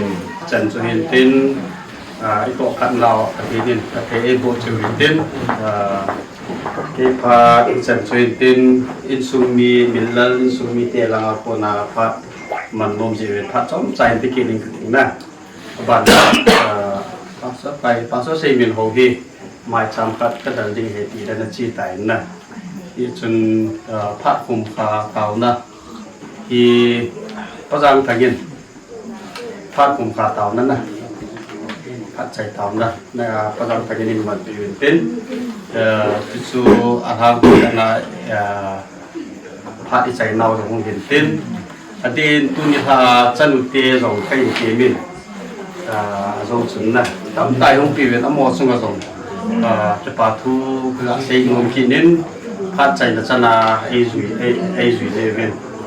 mò ra thì in rồi mình phát cái mong tiêu vào rồi nổ xuống mình kinh là đông thì bỏ to kilo mình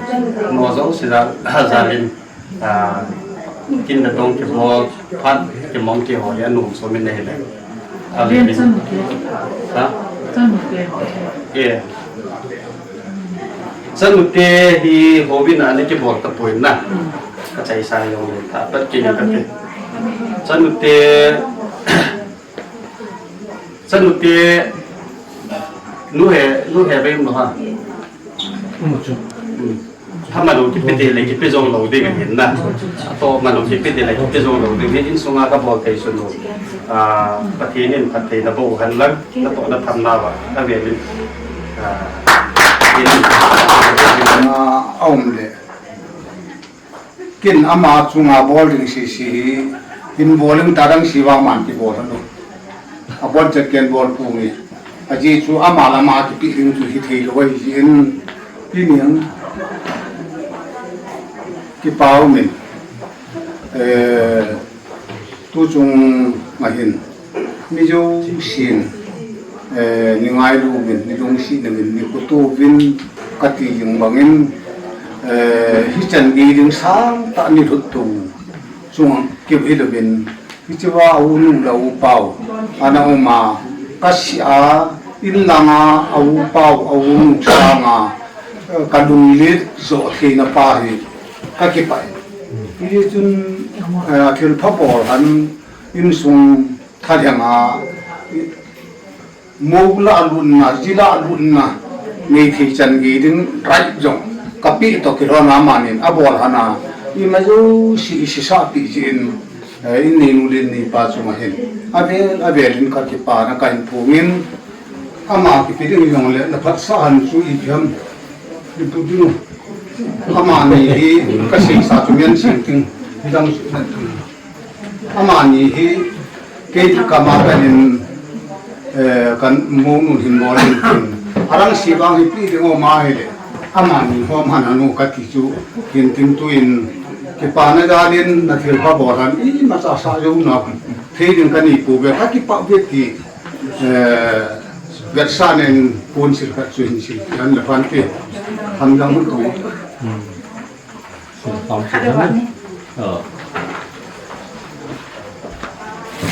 cái kia đó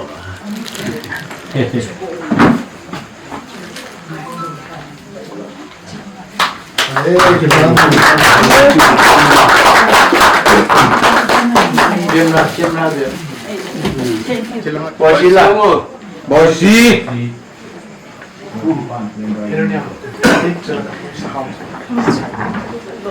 Rồi bắt đây. Lôi nụ. Cái này có cái phải rồi là cái gì vậy ta? Pin silang ti. Tua tu bun pan na. Sakong le. Tua mani sene sakong le. Pa balun. Pa balun. Kumben ya fale. Man kumben ni ti.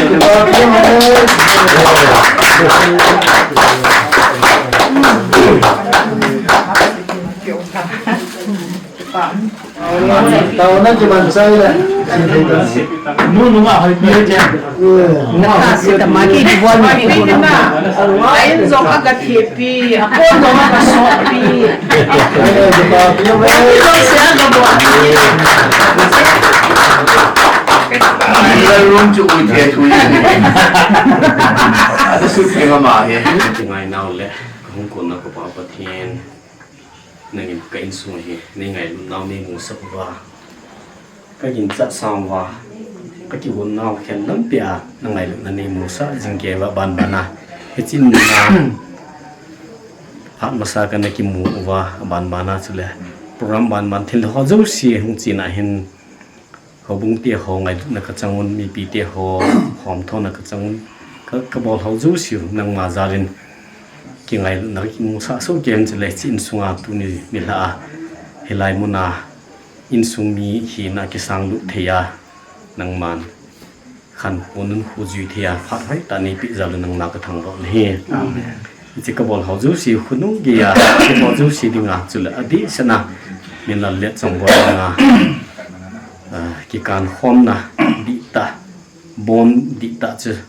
sultan thelo satan na tu thelo a sultan thelo nang ma pi jing na bon chu khunung changya khau ta khau pi do ko ki tin akan khom nga kan khom jing na nang ma pi na mu jing thon theina ding in alvelin tu la en mani tin ka ta pi kilon hi ka bol zu si hi ka in sung divin chule Minlal peni nu pa dingin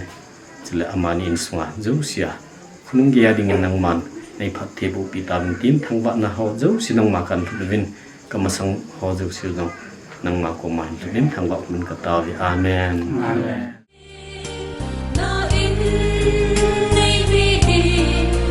Seiminlal